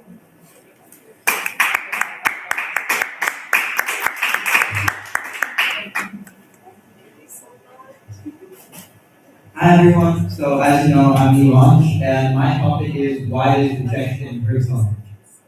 So first, before I start, can all the parents look away while I ask the kids a question? Please? Raise your hand if you've ever been rejected. Okay, just me, so I'm just wallowing around in my own self-pity. That's great. But anyway, as someone who's experienced, right, in this thing, I'm going to talk to you about social pain. So social pain kind of refers to the distress that's caused by a rejection or exclusion or a loss of social connection. The brain evolved to treat social threats as biologically important. So yes, you crying on a couch, eating ice cream, and watching snappy romantic movies at 12 a.m. while your friend's on a date is normal, just too extreme. And social pain kind of motivates behavior change, just like physical pain does. So there's actually an evolutionary purpose to social pain. Social pain evolved to protect survival. Early humans relied on being in groups for food, defense, and reproduction. Social rejection increased vulnerability to predators, and dying all alone. And none of us want to die. So we all just kind of stick together, and whenever we feel the social pain, it's just really, really painful for us. So there is a really big similarity between physical pain and social pain. There are different triggers, but the neural processing of that feeling is the same. Social pain so basically I'm going to talk about physical pain first. It signals tissue damage or bodily threat, whereas social pain signals damage to social bonds. Both activate the overlapping regions, such as the ACC and the insula, which I'll be talking about in a moment. They both also demand immediate attention from the brain. And the brain doesn't really separate physical and social pain. It considers it kind of the same thing. So there are a few brain regions involved in social pain. I don't know if you can see the diagram clearly, but there is the anterior cingulate cortex, which is here. The anterior cingulate cortex kind of monitors emotional distress. The insula, which is inside here, it's like the internal awareness and body sensation. The prefrontal cortex is regulation and interpretation. And these regions work together and interact to create conscious experience of rejection. So the anterior cingulate cortex, or the ACC, which is right here, it's the emotional pain amplifier. The ACC processes how unpleasant an experience might feel. It's activated during social rejection, exclusion, and criticism. It's also active during physical pain, which shows a functional overlap. Next, the insula, and you're going to have to kind of peel back the layer to find it inside the brain. And the core concept here is it connects the emotion to the body. The insula integrates emotional and physical sensations that come from your reactions or senses. It helps transform emotional pain into bodily experience, increases awareness of emotional distress systems, and plays a role in empathy and social awareness. Lastly, the prefrontal cortex. The core concept is its emotional regulation and cognitive control. So PFC, or the prefrontal cortex, helps reinterpret the social situation. Strong PFC activity dampens the ACC and insula responses. So that's kind of like it numbs down the pain a little bit. There's the weaker regulation can also lead to more emotional pain. So there's also a bunch of neurotransmitters associated with the heart rate. There's brain chemistry, which shapes pain sensitivity. So dopamine influences the social reward and motivation, and that's what you want when you try to get recognized, or you try to get, well, not unrejected, but you try to get someone to like you, right? There's also serotonin, which stabilizes the mood and emotional response. There are endogenous opioids that reduce pain and emotional distress. And no, this is not the opium crisis. Okay? This is internal, and you don't need to take medicines for it. Lower opioid activity increases sensitivity to rejection, and social connection can naturally trigger opioid release. So the brain's pain matrix.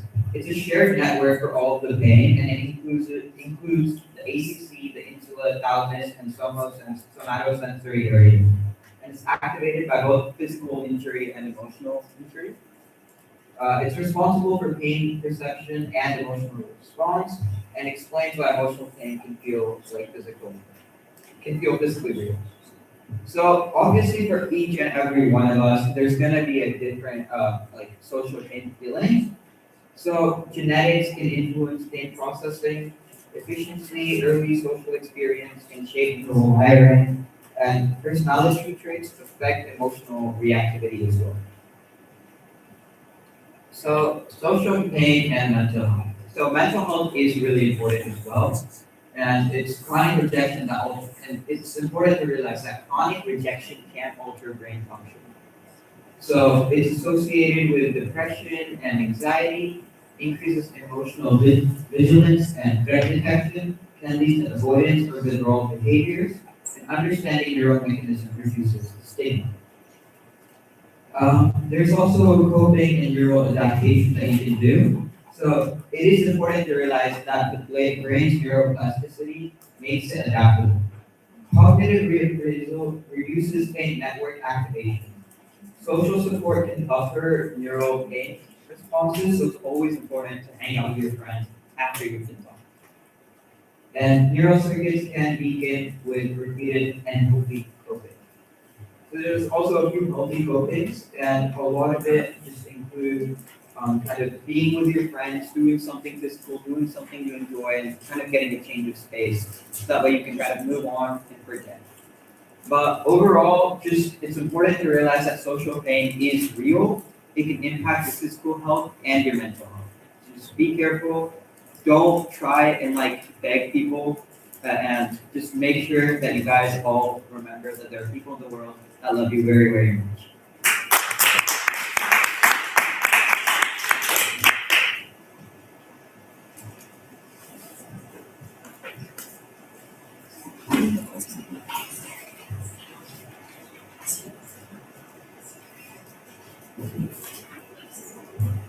Now for our last quiz section of the day. Your third quiz master, R. Vanilla, who's a ninth grader at Skyline High School, will distribute your last chance to win some treats for this round.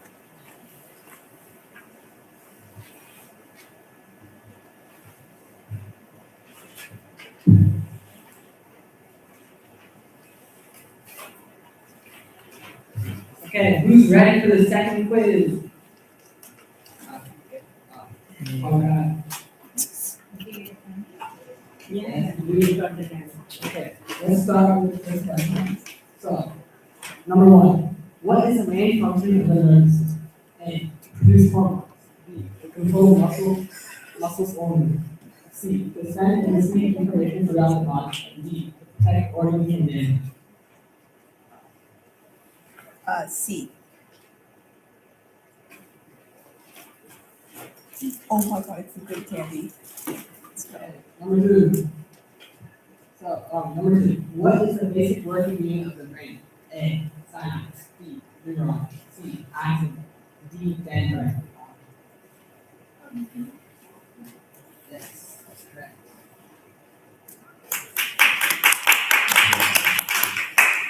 Number three, which part of the neuron receives incoming signals? A, axon. B, cell line. C, dendrites. Or D, myelin. Is it axon? That is incorrect. Number four, what electrical signals travel down from which part of the neuron? A, dendrites. B, cell line. C, synapse. And D, axon.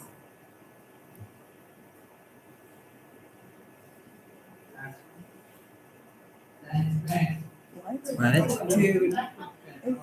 No. What is the role of neurotransmitters? A, protect neurons. B, carry messages across synapses. C, create electrical impulses. Or D, to produce myelin. That is correct.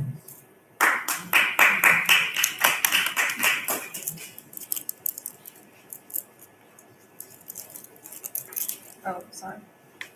Number six, which chemical messenger is most involved in feelings of reward and motivation? A, serotonin. B, C, dopamine. And D, C. that is correct.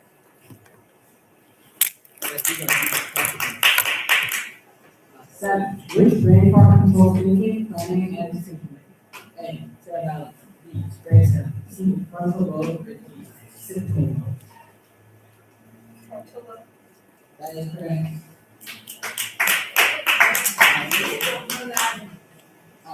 Number eight, damage to the cerebellum would most likely affect A, speech comprehension. B, balance and coordination. C, vision. Or D, memory storage. B. Hello? Why did it? He's calling someone thin. I'm wondering if you want these. I don't want them. Yeah.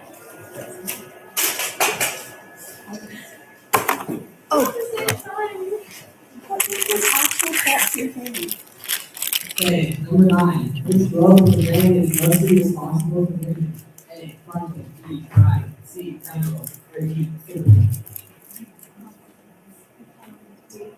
That is correct. Number 10. What is the function of the myelin? A. To send chemical signals. B. To protect neurons from viruses. C. To speed up nerve signal transmission. Or D. To generate neurotransmitters. That is incorrect. 11. The fight or flight response is controlled by the A. Parasympathetic. You can read out the choices. Oh, sorry, you don't have the script. Okay, that's fine. Maybe it's getting overheated. Yeah, that's fine. Let's, in the meantime, move on to the next section. We conclude this quiz. Okay. And then we move on to the next section. Or you could just read off the laptop, right? Read off the laptop. Yeah. Okay. No, go in front of the camera. Like, just wait, can you pick up? That's fine. We conclude the session. So what's the next one? Our video presentations, which I also need to prepare for. Okay. We'll have the video presentation on the website. Okay. On the Seattle Neuro. What next? Vote of thanks. Vote of thanks. Okay, let's go with vote of thanks and then we'll conclude. What about video presentation? Video presentation, we'll put it on the website because we have some confusion We here. can change it quickly. No, Give me a minute. it's fine. It's fine. Let's go with vote of Yeah, there's no one. Yeah, It's yeah. fine. Let's go with vote of thanks. Is this the final part? To conclude, I would like to speak about a case. On behalf of the Neuro Initiative, I would like to sincerely thank everyone who made today's event possible. We would like to thank King County Library System for ACLS, generously providing the library space and audio system for this event. We are deeply grateful for the opportunity to host our program in such a well-equipped venue and welcoming way, which played a role in the success of today's gathering. Secondly, we extend our heartfelt thanks for the keynote speaker, Dr. Eric Cutler, and our guest speaker, which will be posted on the Mr. Allen for taking the time to join us today. Thank you for sharing your expertise, insights, and passion for neuroscience. Your presentations help us better understand the brain, mental health, and neurological science, and you made complex concepts both engaging and accessible for students. Your words truly inspire curiosity and a deeper appreciation for the field. I'd also like to express our gratitude to our mentors, advisors, organizers who work behind the scenes. From planning and coordination to guiding students every step of the way, your dedication and support made this event a success. A special thank you goes to our parents and families for always encouraging us. Your support allows students to explore new interests, build confidence, and grow as leaders beyond the classroom. I would also like to thank my fellow Neuro Initiative members and student leaders. Your teamwork, creativity, and commitment brought this event to life. Every role, big or small, played an important part in making today meaningful. Finally, thank you to our audience and participants for being here today. Your enthusiasm, thoughtful questions, and engagement make this event truly special.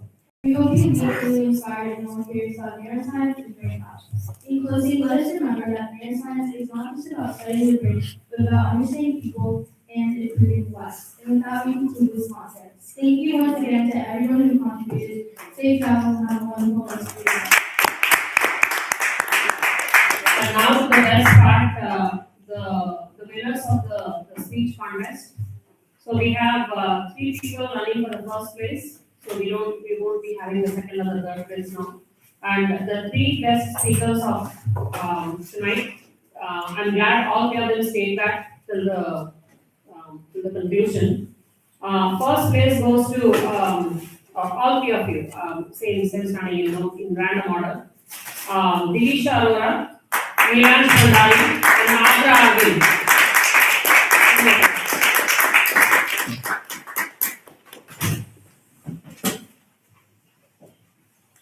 It's an amazing good job.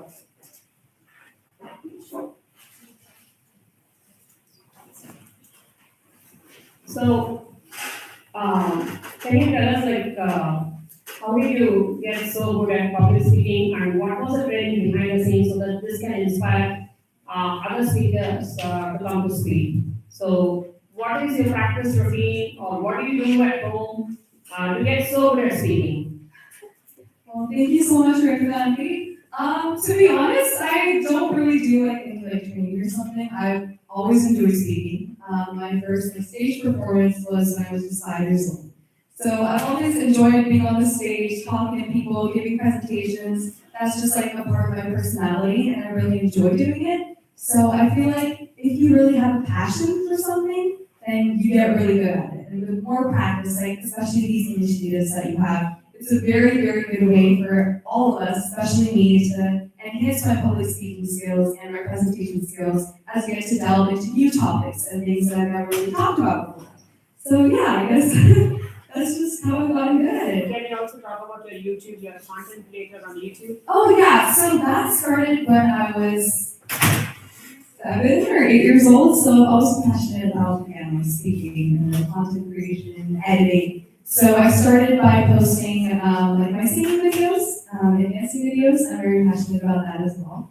And then over the years, I started posting more psychology-related content because I'm very into psychology and self-development and basically giving to the community, giving advice, helping other people. That's kind of what I stand for. So yeah.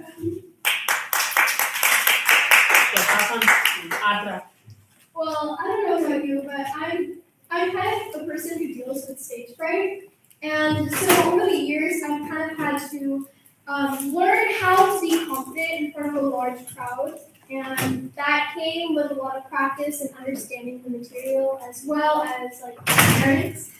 So I'm just really thankful to get these opportunities here at Galanti to continue like learning and continue improving how I present. How early did you start at home practicing for public speaking? How early? For public speaking in general, I've just been doing it over like many like presentations I've had over the years. That's kind of been since even elementary school. I've participated in a lot of science competitions, and it was really fun. For this specific conference, I kind of just got the ability to like come here and finally be able to like present without having to go over it or be going over it multiple times. So I'm just really proud of myself for getting that far. Good job. Good job. Neeraj, what's your secret? So really, actually, it started with my dad, because every time he says, "Oh, back in the day when I was younger, I used to do this much speaking. I played Shylock in one of like the Shakespearean plays. I think it was Merchant of Venice." Yeah. So it's like I had to do a speech, I think in 5th grade or 4th grade or something. So my dad made me practice the heck for that. And I was a very traumatized young boy. But after that, I understood that, oh, okay, I like hearing myself speak. Maybe I could do this more often. And so I've been doing like a few competitions, like the OSA one, and as well as the North-South one, where I think you were doing the timing thing.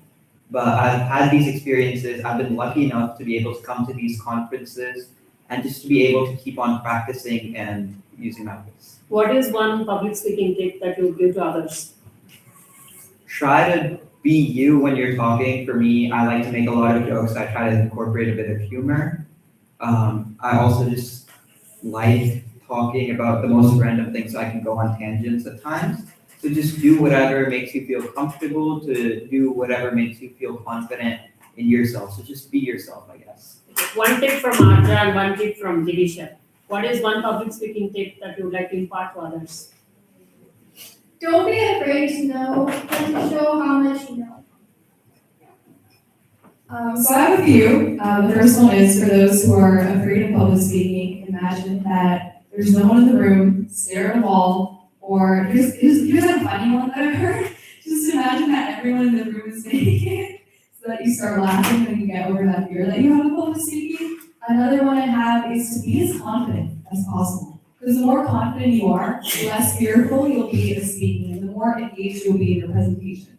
So suppose I'm talking about a topic that I don't really know about. If I'm not confident about it, then I'll start stuttering in between. I won't be able to say my lines properly. But if I start saying that, hey, maybe I really do know about this topic because I learned it through practicing my script or making my presentation, then automatically that confidence will like come, and I will be more engaged, I'll be more happy when I'm presenting, and then give this thing to other people that, hey, this girl knows what she's talking about.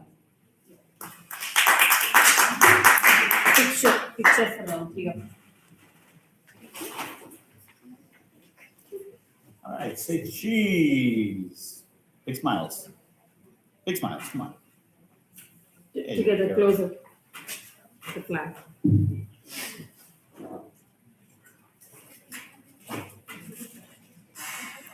You want to look here? Yeah, good job. Yeah, good job. Good job. First, Yeah. it's all of us. Just keep it there. Group photo for with all the parents. Group photo with all the parents, please. Please keep it like. Group photo with all the parents.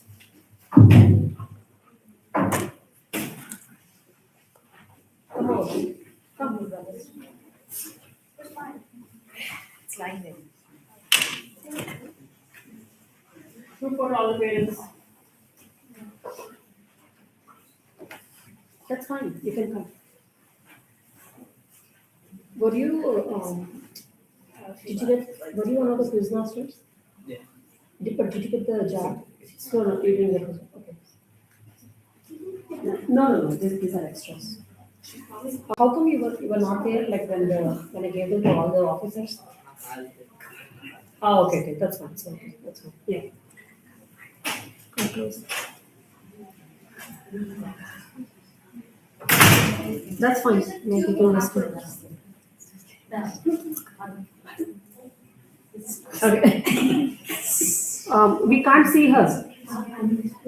No. Why don't you come here? Why don't you come here? I can't see two people from the back. Yeah. Can you all?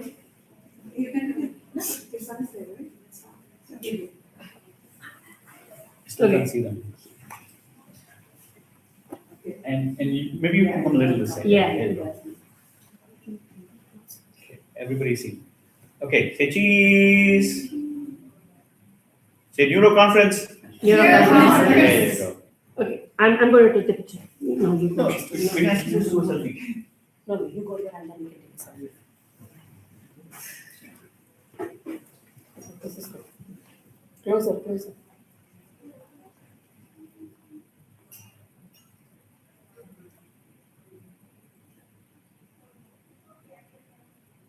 Yeah, can you take a selfie from here?